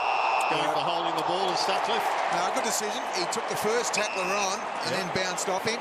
And so it means that he had prior and he's tried to get rid of the second, but good decision. So Murphy starts the attack from centre half back. He could have went hands there. He bounces goes hands back. now. Lucks of fortune. A perfect ricochet.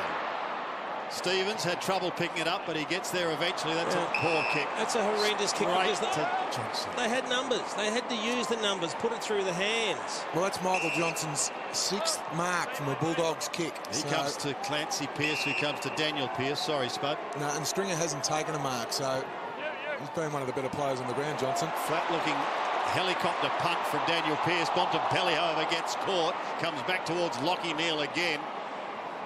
Roughhead won't get him. He goes short to Clark. Best team in the competition at the moment, Fremantle. Undefeated in 2015, and they do know how to weather a storm. They've weathered one here. Ballantyne. Pavlich in a one-on-one. Got a hand to it. Bailey Dale came back and lent a hand. Bob Murphy wide. Stevens. And maybe they're away if he can collect. Fife comes at him. Corrals him. Stalks him. Trips him. Free kicks him. He corralled him beautifully. Well, it's still a win. He's not reporting him for that, is he? Sorry. Didn't he slip? He slipped as he tried to step inside him. Look, He threw the leg out. He threw the leg out. He threw the leg out. Let's hope that this doesn't cost him a Brownlow medal. Well, that's got to be a fine. Just send him a fine, and we'll all get on with it. Yeah.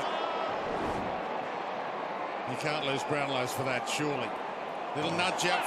Cordy pushed under the ball. Caught. John dragged down. Cooked. It's a good chase. They've lifted their rate at the moment, Fremantle. They've responded well. Sheridan. A great chase from Sheridan. Showed good pace. Lin Jong's not slow. Sutcliffe. Ibbotson. To the open side, but does he want to take it on? There's not a lot of options on. Got a short one, and he uses it. Spur. Will he take Cordy on the mark? Thumps it. Pavlich comes up. The half forward and a good fist. Roberts finds the boundary. 17 points the margin. It was 34. And we've got 3 minutes 41 left in the third. You can see Fife there just a little bit disconsolate with himself. Just he can afford 1,000. Yeah, that's all it'll be, Dwayne. Let's hope. I tell you what, though, it'll test cause the match ripples, review because of the Brownlow medal. Yep. I think it'll cause waves, Jason, somehow. He's nearly unbackable at the moment, given his form. You're not suggesting he'll go. Johnson. I hope not. No, he shouldn't. Spur. I've seen some decisions that I didn't expect already, That's a very good point you make. Well, we'll just have to wait and see. Subin on the outer side of the ground. Here's Fife at the back. He might have the last laugh. Steadies, flicks it towards goal. Properly puts it through. Try that on, he says. Fife's got 3, and he can't answer in any better fashion. Yeah, if you're worried about the report putting him off his game, worry no more. Well, what a game, Jace. You're talking about his clearances, but it's been his finishing skills as well. Everything. It just, you never look over the top. Easton Wood has to make contact there. He's elected to go in, and you've just got to do that. I know Easton Wood's a strength, but also your weaknesses. If you're going to leave a guy like Nathan Fife and you don't impact it, it's all over, as we saw here. One of the big questions that's always been asked has been whether umpires give a Brownlow vote to a player they've reported in that game. Yeah. Because this would be, at this stage, a 3-voter. Absolutely. Yeah, without a doubt. Still a bit of time left in it. 23 points the margin. Boyd, arms free, bottom Pelly. Here's Johnson again. And floats in, strong hands. That's mark number 7 from Bulldogs kicks. He's the guy at the moment. They need to man him up, and the player on him just about needs to tag Johnson. Oh, that's downfield. That's stupid from after Cranberry. the kick, so Taberner's free. Thank you. That's all it was. It was late. Taberner heads down the line. Neal. Pavlich back inside 50. Fife floated in. Ballantyne stalking it from the pocket. Great tackle. Dragged across the line. Well done, Eastonwood. Hasn't been in spectacular form this year, Hayden Ballantyne. 5 goals from 5 games so far this year. 3 behinds today, 9 possessions. Michael Johnson is the best at playing loose. Well, he's still on his own. He's picking up ace 40 now, but even when he's got an opponent, he more often than not peels off and puts himself in the right positions to help out his teammates. Well, the Bulldogs have been in 4 times in this quarter. They've kicked 4 goals, but Michael Johnson has actually marked 4. So if you actually tie him down, they could be a lot closer on the scoreboard, the Bulldogs. That was a high risk, that kick. It was a worm-burning pass into the falling arms of Dalhouse to Boyd. And back to centre-half back at virtually start again through Eastonwood. Changes tack to the outer side to Bob Murphy. So precious seconds ticking away. Talia to centre wing. They've got players running down. Johannesson is one, and he loves to go. Can't get it back again. Cranberry, well, eventually he does get it back again. Johannesson now towards Wallace, and he marks inside 50. Plays on, little chip into the pocket to Picken. Well, that was all about quick movement of the footy. 1 minute and 14 seconds remaining. Picken tucked on a tight angle. 45 metres out. The margin at the moment, 23 points. If they could get it back to 17, certainly manageable and certainly challengeable in the final quarter. Spur, the man on the mark. A deliberate Picken. Goes across the face of goal and registers at 1 behind.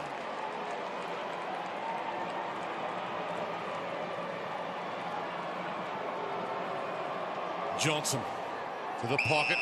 They won't mind that, the Dogs. Seconds start ticking again. Sutcliffe. Tight ropes the boundary. Crunch. Roberts. Well, that's almost a mark. It is a mark. So I'll get the last roll of the dice here. Is that 50?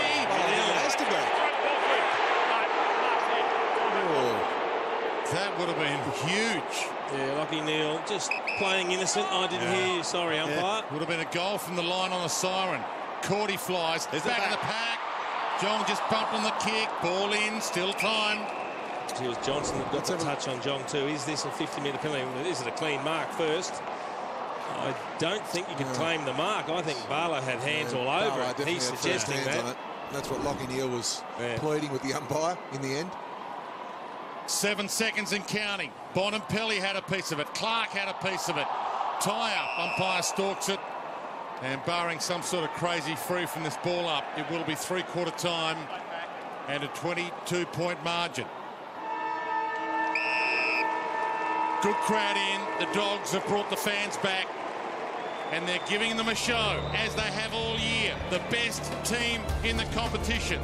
The undefeated Fremantle Dockers lead at 3/4 time by 22.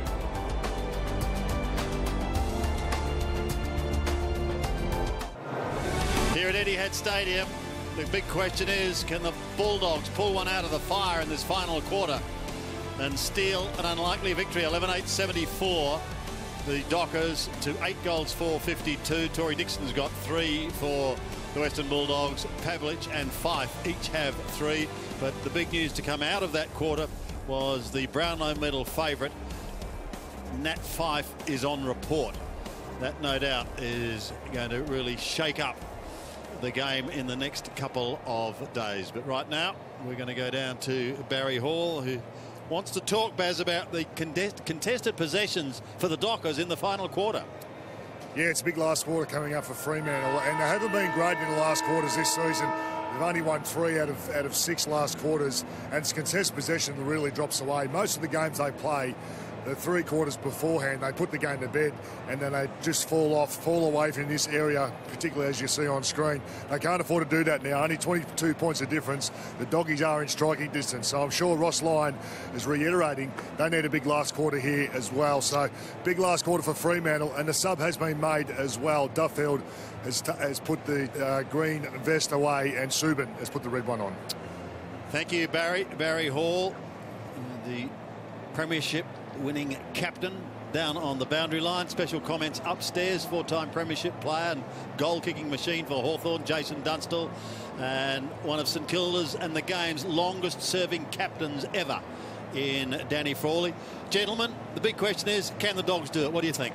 Well, they've got themselves in the contest. They held sway in that term. I think it was 21 points at halftime. It's 22 points now. They need to get off to a good start here. Imperative that they get some early football into their attacking 15, put a bit of pressure onto the Dockers. Yeah, they need Bontempelli, they need Stringer, who's been extremely quiet, and that man Boyd to really get in the goals. So here we go, the final quarter with Dwayne Russell. Cordy and Sandilands. 22 points the margin.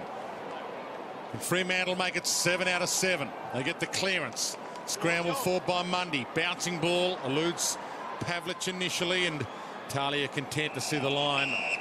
Oh, he's paid deliberate. He's running full speed, and I'm not sure what he's supposed to do. I really don't.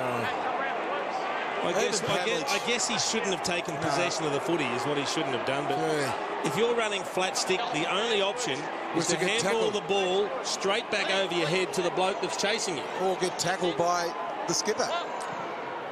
And the footy gods, I think, have seen this just scrape through. Well, Pavlich isn't even there in position to tackle him.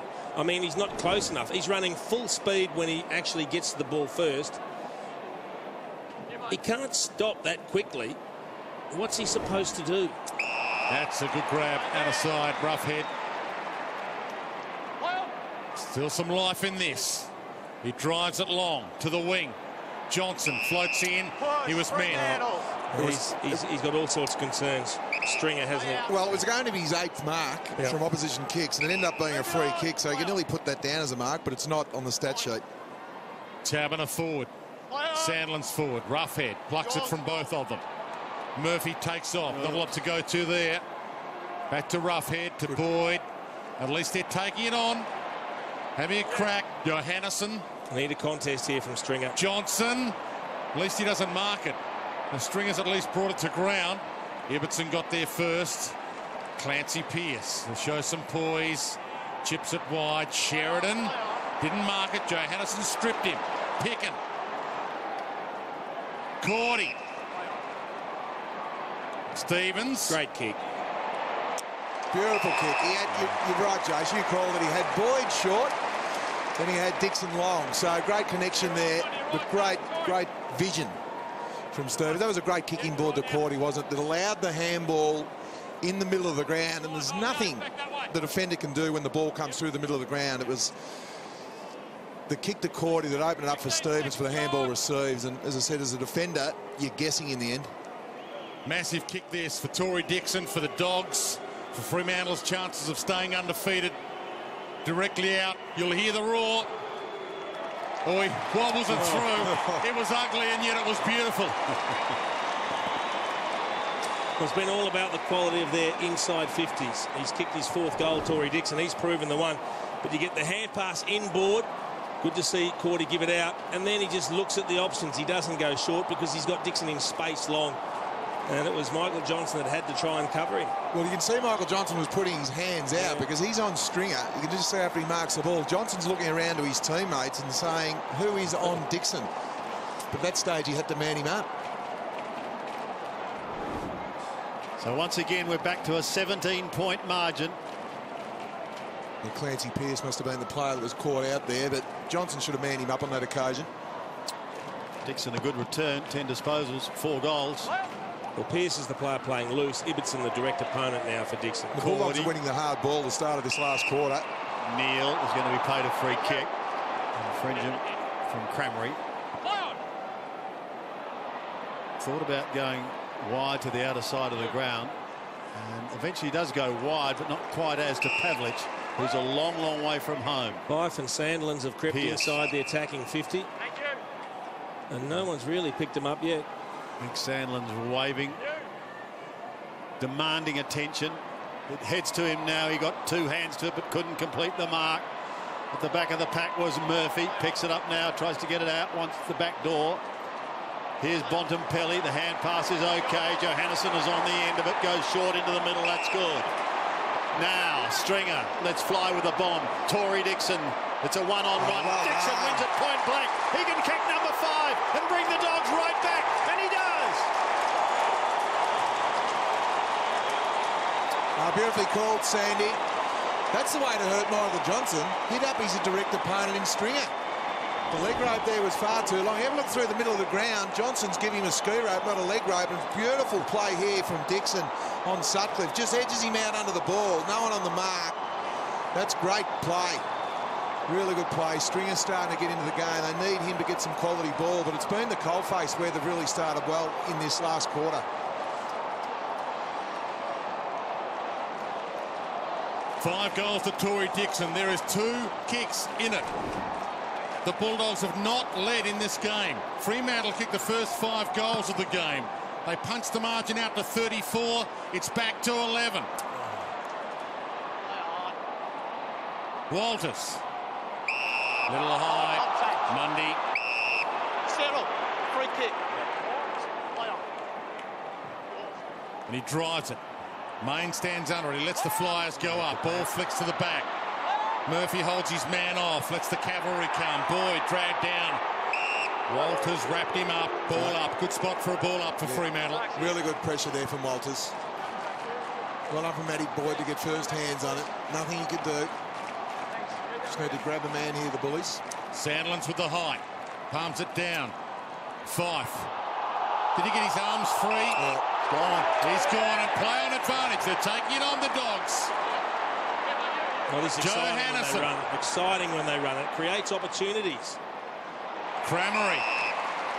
And they peel for him. He's got Stringer. He's got Cordy. Sits it up for Stringer. Hardly seen him all day. Doesn't get it here. That's a great spoil. Running with the flight of the ball. It actually wasn't a bad kick from Crameri either. If he bombs it long, the Doggers have got numbers. It'll be a turnover. He at least gets it to a 50-50 that suits the Bulldogs and maintains possession in the forward half of the ground. Sandlands down, looking towards Barlow. Doesn't find him. Bailey Dale is down there with him. Young man's had a memorable day. Kicked a goal in the second quarter in his first game. Sandlands with the left arm. Bontempelli was held. He's going to get a free kick, and he's going to be 35 metres out on a 45-degree angle. Well, they've got momentum. The crowd's come alive. They're in the game. The Doctors are under pressure. This is exciting stuff from the Bulldogs. Must make the most of the kicks. Hasn't been a big day for Marcus Bontempelli. 14 possessions. He has worked hard, but hasn't had a lot of it. How's the tap from Ling John versus Sandilands? Yeah. So Marcus Bontempelli giving himself a long, long run up. He'll stroll in and try and bring the margin to within a kick. And he's done exactly that. Here come the Doggies. Oh, this is amazing last quarter. They're winning all the clearances. They're winning all the hard ball. You can see Ross Lyon there in a pensive mood. They've done most things right. Luke Beveridge working the phones, and Lin John versus Sandilands means they've got an extra on the ground in Bontempelli. It was smart play because I think Barlow here thought that Bontempelli was going to take control of the ball, but he knew that he was under heat, so he hit it away from himself. Smart play.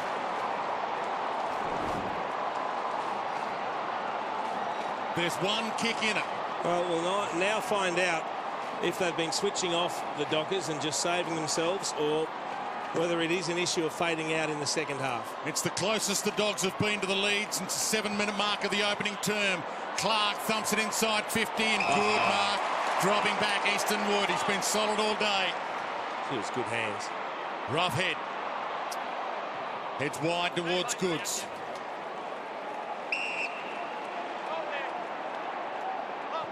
And again, they're taking it on. The dangerous kick doesn't come off. Main, short, Walters. Well, you know, it hurts you. Kobe Stevens thought he was clear. He didn't attack the footy. He waited for it. It wasn't a bad kick from Goods, but you've got to go and meet the football. Now Walters needs to show some poise.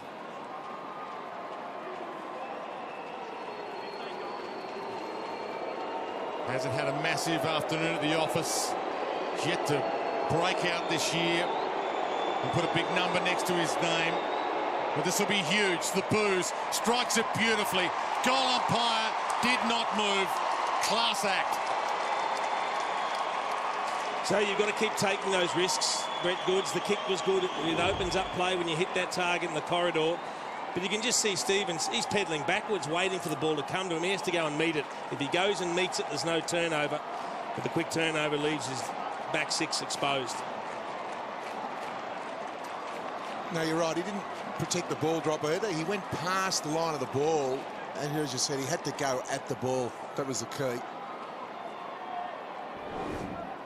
Michael Walters steadier for the Dockers. It's been quiet for the Dockers small forwards. 3 behinds to Ballantyne, just the 1 goal to Walters. And the margin back to 11 points. Boyd and Clark out of the middle. Who's going to take it? Pearce, Clancy gets a hurry kick down towards Ballantyne. Plays on quickly. He gives it away once again to Walters. Puts it inside 50. That was a sensational kick the way he pulled it back to Pavlich, who'll go back now and kick from directly in front for his 4th goal. It was an amazing kick, Jace. You could have excused Walters for going for goal, but he had a look at Roughhead playing in front. He couldn't do anything. The kick was just far too good. Pavlich thought, thanks for that. It was an amazing kick under pressure. 2 in the first and 1 in the 3rd quarter, so he's looking for his first goal at this end of the ground. Goal umpire does not move. He just watches it sail straight over his head for number 4 for Matthew Pavlich. He's had a great game, hasn't he? He's having a great year. Yeah, he's just so consistent in that key forward post. You can see here he's leading up and then he doubles back into space. Have a look at the kick. It's just too good. It's an amazing kick and really good lead from Matthew Pavlich. He's looking for the 50. Jordan Roughhead thought there was no great danger there, but the kick was too good. But have a look at the graphic now, Jace. In 2015, he's averaging over 100 points. It's been way back in 2012 since he's been doing that sort of work. It's been a quality contest since about the halfway mark of the opening term, and the Dogs started to play their way back into it. Fife can't break free. Tried to shrug the tackle high from Stevens. Hasn't had a clearance for a while. He's stuck on the 9 in that 5. Sandlands tries the back flick. Goods knocked down. Pushing the back. So an easy clearance, and he drives it. Boyd's forward. He rises. There it is. Almost a big putt. This is for number 6. Here they come again. It's a beautifully called, Dwayne. 6 goals from Dixon. Not sure whether that's his PB, but you have a look here. Johnson goes to the mark again. His strengths become his weaknesses. Boyd tried to claim the mark, but it spilled out the back. And you just have a look at the defenders here for Fremantle. You've got to find some body in this situation here. You spectate the ball for half a second, you are in a lot of trouble. So Dixon, like all good crumbing forwards, he gets out the back. I think it was Sutcliffe on that occasion, just spectated the ball for all of a half a second, and he's kicked his 6th. And he's just doubled his season's tally. Came into the game today with 6. He's now got 12. He's got 3 in the last term already. And I'll tell you what, the last 2 goals, he's run his full 15 all the way into the goal square too. So we're back to an 11-point ball game. High tackle. Yeah, that was too high on Lachie Neale. So he gives it off to Johnson, who gets through some relatively heavy traffic. Kicks up towards half-forward line, and Taverner takes the mark. Swings round onto the trusty left foot and puts it straight onto the chest of Nat Fife. Fife short once again. That's going to be okay. And Chris Mayne, who kicked the goal in the first quarter, takes the mark. The game's opened up now. It's shooting practice for all the forwards. Nothing to do with that kick from Fife. It was far too good. He's going to be kicking from just inside 50.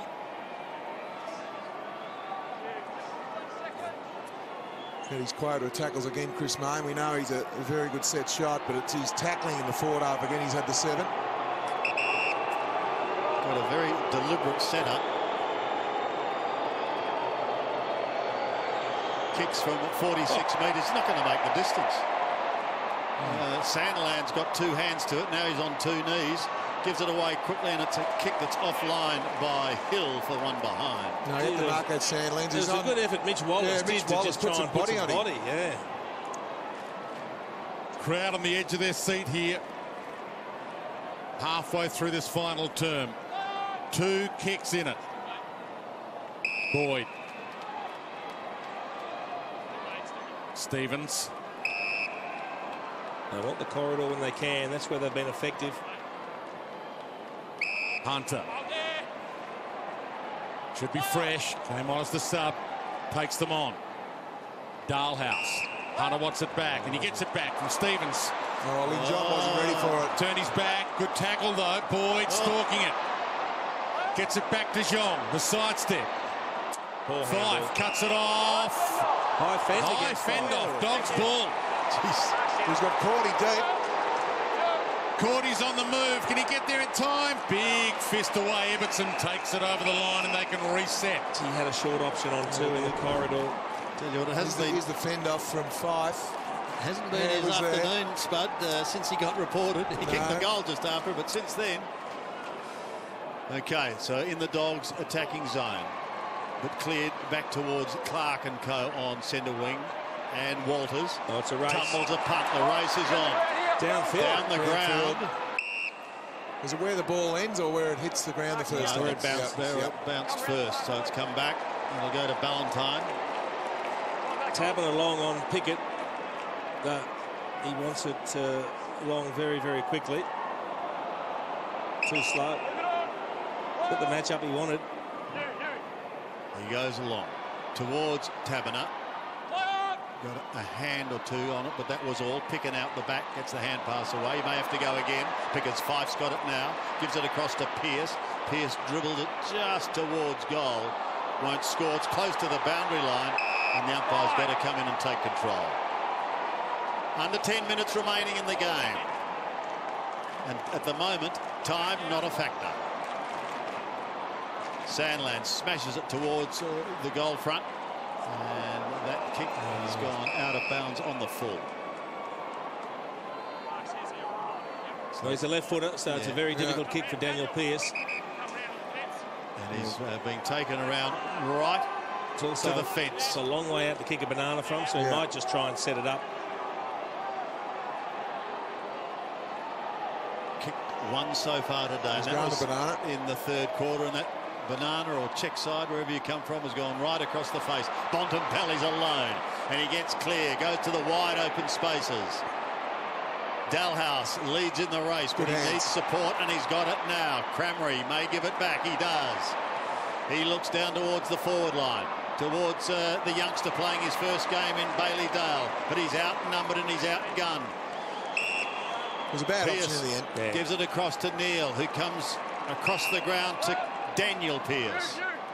He puts them inside 50. Docker's doing the bulk of the attacking at the moment. That had to be a free kick.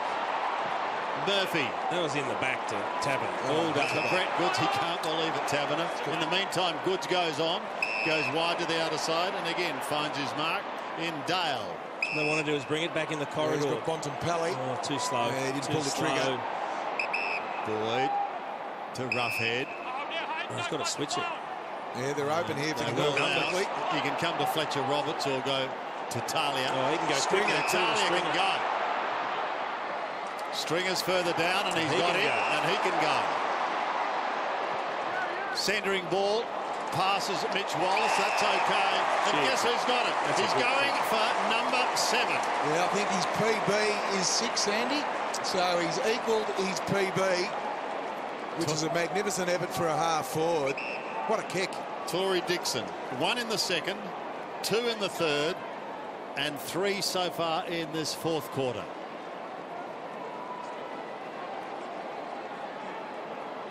and more importantly, to keep the Dogs well and truly in it.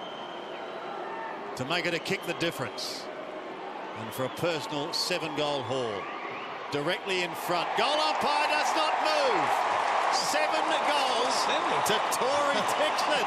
Can you believe it? Oh, well, they'll feel aggrieved, the Dockers supporters, because that bloke there, Matt Taberner, should have had a free kick here. If that's not in the back, he tackled him, he grabbed the arms, and then he fell on top of him. Yeah, there's 3 frees there. Have a look at the option here for Stringer. He had one short, but he's elected to go into the middle of the ground. Why not? Because it's a magnificent kick over Michael Johnson's head. Has been a thorn in their side, especially in that third quarter, but it went over Michael Johnson then. So, and Dixon just in the right spot at the right time. What a performance. 14 kicks, 7 goals, 1. And 4 of them in the last quarter. From the restart, 1 kick in it again, 5. Outside of the boot, Barlow. Goods, Pearce, Goods, Pearce, Goods. Good tackle. Pickens over it. About to tick into time on. 20 minutes gone. 5 goals straight, the Bulldogs have kicked this quarter. 7.5 left. Sandlands, big thump inside 50. Easton Wood. Showed some poise. Stevens, Murphy, Goods. They're taking it on. Wallace. Dalhouse just off the bench. So Dalhouse to launch them forward. Goes long. Boyd's under it. And Johnson again, of all men. Keep it away from him. He doesn't nail the kick, though. Johannesson to tie the scores. Gets it forward. It's horrendous. Alex Pearce takes a solid mark. And they all breathe a sigh of relief. 6 points the margin. 7 minutes left. He smothers it out of play, the first gamer. That was better than the goal he kicked. There's a few of them feeling the pressure. I mean, Johannesson panicked when he got the ball. He had options. And then we've seen the Dockers panic a couple of times. Young Pearce, that was a shank off the boot. It was. 1 straight kick deep in the Dogs' attacking zone. Who can take advantage of it? Fife tries to storm through with Strick. Kobe Stevens has got him. Might get another chance. Johnson gets it clear, but it's dropped short. And it's a Bulldog mark. And Luke Dalhouse is going to go back now to try and tie the scores. It's extraordinary stuff. Yeah, there's that Bulldog forward half pressure. Yep. They're ranked 1 in the competition, as Barry Hall alluded to, at quarter time. Fremantle hurriedly kicked the ball out, and if you're going to kick the ball under pressure, you need to go wide. Don't go down the middle where you've got the Bulldogs wall. 22 disposals so far today. Hasn't kicked the goal to date. If he can kick this, listen to this Bulldog crowd. Have a listen to this! Scores are level after the Dockers shot out in the first quarter with 5 unanswered goals.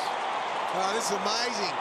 Last quarter from the Bulldogs, and it's unconventional, Jace, because have a look at the ruck tap again. You've just got Sandlands going up against an on-baller, and then just the hurried kick from Fremantle out the back. So you've got an on-baller there in Matty Boyd going up against Sandlands. The pressure here from Wallace. I think Johnson's the one who gets it to Barlow, and under pressure kicks it straight to Dalhouse. So pressure. How good has the accuracy been? 6 straight in this term. 14-4 for the game. The Dogs have not led in this game. Scores are level again. 5 for clearance again. Taberner crashes the pack. Ballantyne tried to scoop and run. Murphy in the spot, as always, dragged down. And the captain holds it up. These two have never drawn. Scores are level, 88 apiece. If you just joined us, the biggest margin was 34. Halfway through the second term, Ballantyne to Barlow. Caught to Fife. Little toe poke. Bonampelli goes back. It's a scramble. I need some luck. Cramery tries to scoot it out. Pack forms around him. Umpire lets it roll. Still lets it roll. Hunter hunts it. Knocks it out to Walters. Sidestep was clever. Big contest this. Pavlich. Taberner dragged down. Ball thump to the back. Ball in. Third man in, Easton Wood. Was a free kick. It definitely wasn't with Pavlich. Just didn't quite see the Roberts v Taberner one there. Worth remembering, too, that the Dogs have got 14 players who've played 50 games or less. Dalhouse, short to Hunter. A little bit of breathing space. Comes up towards centre wing. Boyd takes the mark. They've got to keep attacking the Bulldogs. They've got to do what's got them into this position and win the game. 5 minutes exactly remaining. Boyd, look at Johnson, head front spot. Ibbotson, claimed by Cordy. They try and go again. Bontempelli gives it out to Hunter. Penetrating hand pass to Bailey Dale. He gets another one away, but all to no avail. It spills out the back door. It is tight at the moment. Pearce picks it up close to the boundary line. That's not 15. Mundy, inboard now. Got that Clark, a sensational kick. Goods won't get him. Pavlich has got to get his skates on with Talia. He gets a kind bounce, flicks it round his body. Now Roughhead's giving chase, and he gets there in time, and he takes the mark. Oh, that's good defence from Roughhead. He ran from the wing to mark that ball. Great gut running from both teams here at the minute. Well, I'm worried about this kick. Well, he's gone to the outer side. It's going to be tough. It's got to be a free kick. It's a free kick. Well, we know what Pickett's line. He's as tough as they come. He either wins a contest or halves it, Pickett. All on his own. Long and low. That's a pretty good kick. Lin Jong has to wait for the bounce. Doesn't take it cleanly. And the sub, Paul Duffield, is right there with him. Isn't it a big game? Lin Jong, just the 4 possessions, really struggled to get into it. But you just need a couple of important possessions at the critical stages to help the team get over the line here. Players taking some deep breaths. This might be the last chance they get. Goods, sidestep. Murphy. They need a mark. Cordy under it. Front spot Ibbotson. Didn't get to Cordy. Caught. Dragged down. Did he have Pryor? Crowd screaming ball up. The umpire thought not. It was a terrific tackle. It's half a win for the Bulldogs, though. We know what they're like in this area of the ground. Tossed in the air. Spur. Dragged down. Fife. Caught. Neal somehow finds some space where there was none. Scrambles it to Sandlands. Good use of the body by Big Sandy. The leverage to Ballantyne. Hunted down. Pavlich left to behind. They're still back again. Pickham. The crowd roar again. Long. Cordy. Up. Johnson fist. Just got a hand in it. Hill takes them on to Mundy. Pavlich wants it long. He goes short. Turnover. Straight down the middle. Murphy on the rebound through Wallace. Who's writing this script? Turnover to Mundy. Pavlich wants it. It's short to Fife. And Fife to give them back the lead with about 2 minutes 20 left on the clock. Gee, they're just moments, aren't they? It wasn't a great kick to Mitch Wallace, but he's got to trap the ball. Doesn't have to take it cleanly, but he can't let it go straight through like that clean bolt. You wouldn't think it could possibly miss from here. 6 points or 1 point. Across the face a little. A 1 point margin with 2:17 left. So the story continues. Gee, why would you kick it? Well, it's the last place you want to kick it. That's a dumb option. Straight back to Fife. That's the wrong person kicking out. Gee. You kicked to Lockie Hunter a long high ball against Nat Fife one-on-one. That's just the wrong option. He's too far out to score here. But he'll just pop it up. The big men, Clark, leading the way, try and do the work. He got a hand to it. They backpedal to Johnson, who's just outside 50, trying to spear a pass, and that's a sensational It's a beautiful catch, kick from Johnson. wasn't it, to Walters, who'll go back now. He's directly in front. And the 5 point may play a part, because if he kicks this goal, it's a 7 point buffer. Just saw Michael Johnson there. He's had 14 marks, 8 from opposition kicks. What a game he's played as well.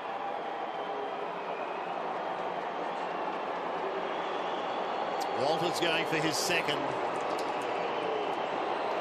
And to try and stretch the lead to 7 points. And he's done it. Walters has 2. The Dockers steady. And we've got 1 minute and 11 seconds remaining in the match.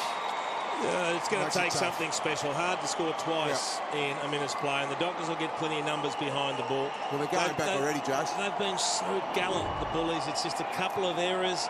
at critical moments, and they haven't been their most experienced players. We spoke about Mitch Wallace, but that Fletcher Roberts kick out was just the wrong one. You don't do that. It's a beautiful kick from Walters, but when we come back to the centre bounce, the amount of numbers behind the ball in the Bulldogs forward half, I think Fremantle have only got the 2 forwards, so there's Michael Walters, who never looked down this end. We've got Michael Johnson on his own. Just need a centre clearance here, the Bullies. 2 goals in 1 minute 10. It's been done before. Stringer. Well, Dixon's been the man. Thrown off it. Johnson gathers. Back pocket. Heads in the Hill direction. Boyd floats in. Roughhead spoiled him. No talk. And that could be the ball game. Hill, manhandled. Gets it to Fife. Back to Daniel Pearce. He's on that left. And he thumps it. Ballantyne under it, about to jump at it. Good. Knocked down by Ballantyne. Took a bit of arm. Back to Pavlich to seal the deal. The captain. One of the all-time greats. Shows us why. Well, he's kicked his 5th. It was a beautiful handball. The Dogs balled each other there. I think it was Roughhead and Boyd. Just have a look at here. Look, and you don't blame them. They're trying to win the game for their team, but just a lack of talk there. And Pearce scooped it up. Really good handball here from Ballantyne. Unfortunately for Roberts, he spilt the ball. Good defensive play. The handball was that good. Pavlich did not have to break stride. That was the key to his handball there, to kick his 5th goal. He started in the first quarter with 2. One of the games of the season for mine, this game of football here today. 18 goals for the season now to Pavlich. And all of a sudden, it looked as though it could have been a drawn game, who's shot out to 13 points the margin with only seconds remaining. But it's been a courageous effort by the Bulldogs. After sporting them a big lead, they've clawed their way back. Fife on report. That's the big news. Pavlich with 5, chasing into the pocket. Fletcher Roberts there with him. And taking it over the line is Pav. Bulldogs have got Melbourne next week, and then the Giants, Port Adelaide before the bye. The Dockers, the Kangaroos, the Crows, Richmond and the Suns. Sandilands again. Roughhead trying to do the work from behind. Goods just tried to flick it out the back door, and there it is. The Dockers have hung on, and they remain unbeaten at the top of the AFL ladder, but only after an almighty fight to try and hold off this determined Bulldog outfit. 13 points, the eventual margin. 15-11. 101 the Dockers to a gallant Bulldogs outfit. Superb kicking for goal. 14 goals for 88. No, it's a terrific game of football. One of the games of the season so far for mine. There's a lot of brave performances there. None better than Robert Murphy, the skipper. Fife kicking 3 goals, 30 disposals on report for tripping with the leg. Michael Johnson, one of the outstanding backman efforts. 8 intercept marks equals Luke McPhail in 2004 for the Fremantle Dockers way back in the day. So he was terrific. You've got Dalhouse, and of course you've got Dixon, Jace, with 7 goals. You know, 7 goals a half forward normally is a match-winning performance. Yep, thought they were outstanding, the Western Bulldogs, and they're starting to realise what they're capable of. They pushed a really good team all the way to the end.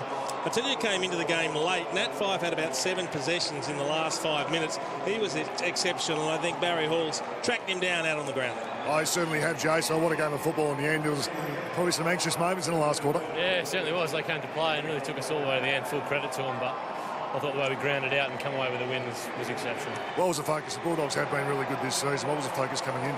Oh, we knew it'd be hot in the kitchen early. Their ground ball, contested ball, and real second, third, fourth effort tackles are a focus for them. And we knew that we didn't want to flick it around too much, get it in. Pav kicked some early ones that got us rolling. In really good form yourself. Unfortunately, got your number taken today, but not much in that, was it? Oh, I hope not. Yeah, brain fade again. Yeah. That was a great performance. Well done. Thanks, mate. A brain fade again.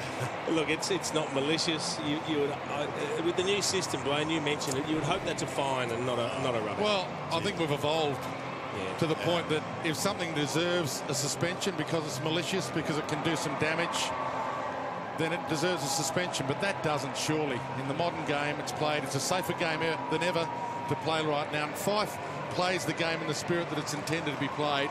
And you would hope he's going to have to write a cheque out for about $1,000 and that's it. He can afford that. You would hope common sense would prevail too. As we all look at the Bulldogs on screen, they were brave, weren't they? They were 5 goals to zip. They were shell-shocked, and that was the difference in the end, just the beautiful start from Freo. I know who Barry's tracking down. It's a man that you spoke so highly about all day. The game that Michael Johnson played. Let's head back down to Barry Hall.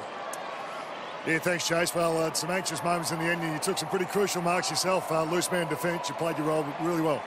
Yeah, we knew the Bulldogs were going to come at us, so late that quarter we positioned the +1, and I was lucky enough to take a couple of clunks. But great effort by the boys. It's a good win on the road.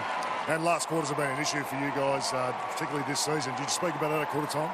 Not really. No, we just got together and said that we just keep ticking the KPIs off. We should be okay. But credit to the Bulldogs. They pushed and pushed and pushed, and it's a great win. Young defender down there giving you a hand, Alex Pearce. He looks like a player. Yeah, he's fantastic the last 2 weeks. So it's just great. The development program at the club is going strong, and for him to come in and perform in the last 2 weeks is phenomenal. So And 7-0, we know Ross is a pretty hard taskmaster. He'll be still on your back even with the record. Oh, for sure. We'll go back, get back into Perth tonight, and come in on Tuesday and work on the things that we've done well and the things that we can improve on. Great performance, well done. Thanks, Bass. A very humble and understated Michael Johnson. It wasn't luck that he took 8 marks from the opposition. He is an absolute ripper. There's no doubting that whatsoever. One of the better players on the ground, Sandy.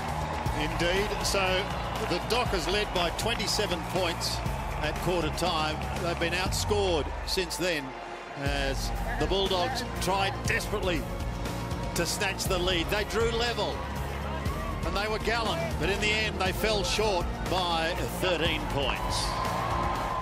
So let's have a look at the final scoreboard. 15-11, 101 to 14-4. Excellent kicking for goal. 6 goals straight in that final quarter. It just wasn't quite enough. But we'll have a look at the statistics and see what sort of a story they tell. Tory Dixon, well, that's a story in itself. He booted 7. Pavlich with 5 at the other end of the ground. Murphy has been sensational. And let's have a look, Spud Frawley, at the statistical story of this game. Yeah, well, Fremantle dominated the start of the game with 5 goals, so time in the forward half. The contested possessions, Luke Beveridge would be disappointed by that, Jace, the uncontested ball. But the clearances, funny enough, Sandilands had 50 hit-outs to Ace Cordy's 3, yet they only got beaten by 3 clearances, the Western Bulldogs, which is amazing. They're an exciting young side, and they're really starting to show us something. I think everyone's starting to embrace what they're producing because it's entertaining to watch. But if you're talking entertainment, is there anyone more entertaining than Nat Fyfe in the game at the moment? Probably not at the moment. We'll have a look at his highlights. He had one low light. We'll have a look in a minute, but here are his highlights. The ball just, well, it was magnetised. He had 5 at 6 different opponents. They didn't tag him, which was interesting. But he had 30 possessions. He had 10 clearances. He kicked 3 goals, 75% kicking efficiency. He pretty much did it all. And around stoppages, his strength is something to behold. I think that strength and the ability to break tackles is what sets him aside from most of the competition's midfielders. Not only breaking the tackle, but at one stage today he actually stole the ball. Yeah. He tackled the bloke, stole it, and then went away with it. As you said, 15 score involvements are well out of his 30 disposals, and obviously 10 clearances, but a little bit blot on his copybook. He's on report. Yeah, well, he called it a brain fade himself, didn't he? Yeah, but hopefully common sense will prevail. Gentlemen, just take us through it. Well, it's a reflex action. It's a little sweeping with the leg. Sweeping with the leg. Hopefully just a fine. Just a fine. There's no injury whatsoever to Kobe Stevens. I think that's what they'll look at, the degree of impact. And look, if Stevens had went off the ground, he would have been in more trouble. But having said that, it's not the sort of thing you want to get the habit of, because he could have created an injury, could have broken his leg, could have done something like that. Fortunately, it didn't happen, and we hope it's just a fine. Yeah, it's worse than I thought initially. I thought only 1,000, maybe 2,000. The Fife Trucking Company will look after that. Matthew Pavlich just gets better with age, doesn't he? Well, he started the game unbelievably well. He took the 5 marks inside your forward 50, and he's kicked the 5 goals too. Tarley is a very good defender. He just had 9 marks, 17 disposals, kicked the sealer in the end. Ballantyne's handball was terrific. He's just the Pavlich of old. As I said, he's ranking over 100 points now, and that's been the first time since 2012. He had a couple of so-so years. I thought, is this the end of the skipper? But no, he's in full flight at the moment. But when you get delivery like that straight out of the centre from Fife, there's not a lot you can do, and he just plucks a one-hander there. And that was a beautiful kick from Walters again. There's nothing the defender can do, but Pavlich is a skipper. He seals the deal. You've still got to put the score on the board. This is the handball I like from Ballantyne. Pavlich didn't have to break stride at all, but had a quick look at the goal, straight over the goal umpire's hat. A skipper's game. Bob Murphy's season just seems to be getting better and better, doesn't it? No, he's ball use, and I think that was the reason why the Bulldogs got back into the game. Murphy's had the 29 disposals and 2 inside 50s, and he used it extremely well again, which we expect from Rob Murphy. He did the job on Ballantyne, who kicked just 3 behinds, 13 possessions, so you've got to say Murphy, one of the best players for the Bulldogs. And an inspirational leader as well. But the bottom line is they didn't get the chocolates today. It was the Dockers. After they drew level late in the game, managed a couple of goals and steadied the ship. They went on to win by 13 points. So we'll head into their rooms now and listen to the song. Way to go!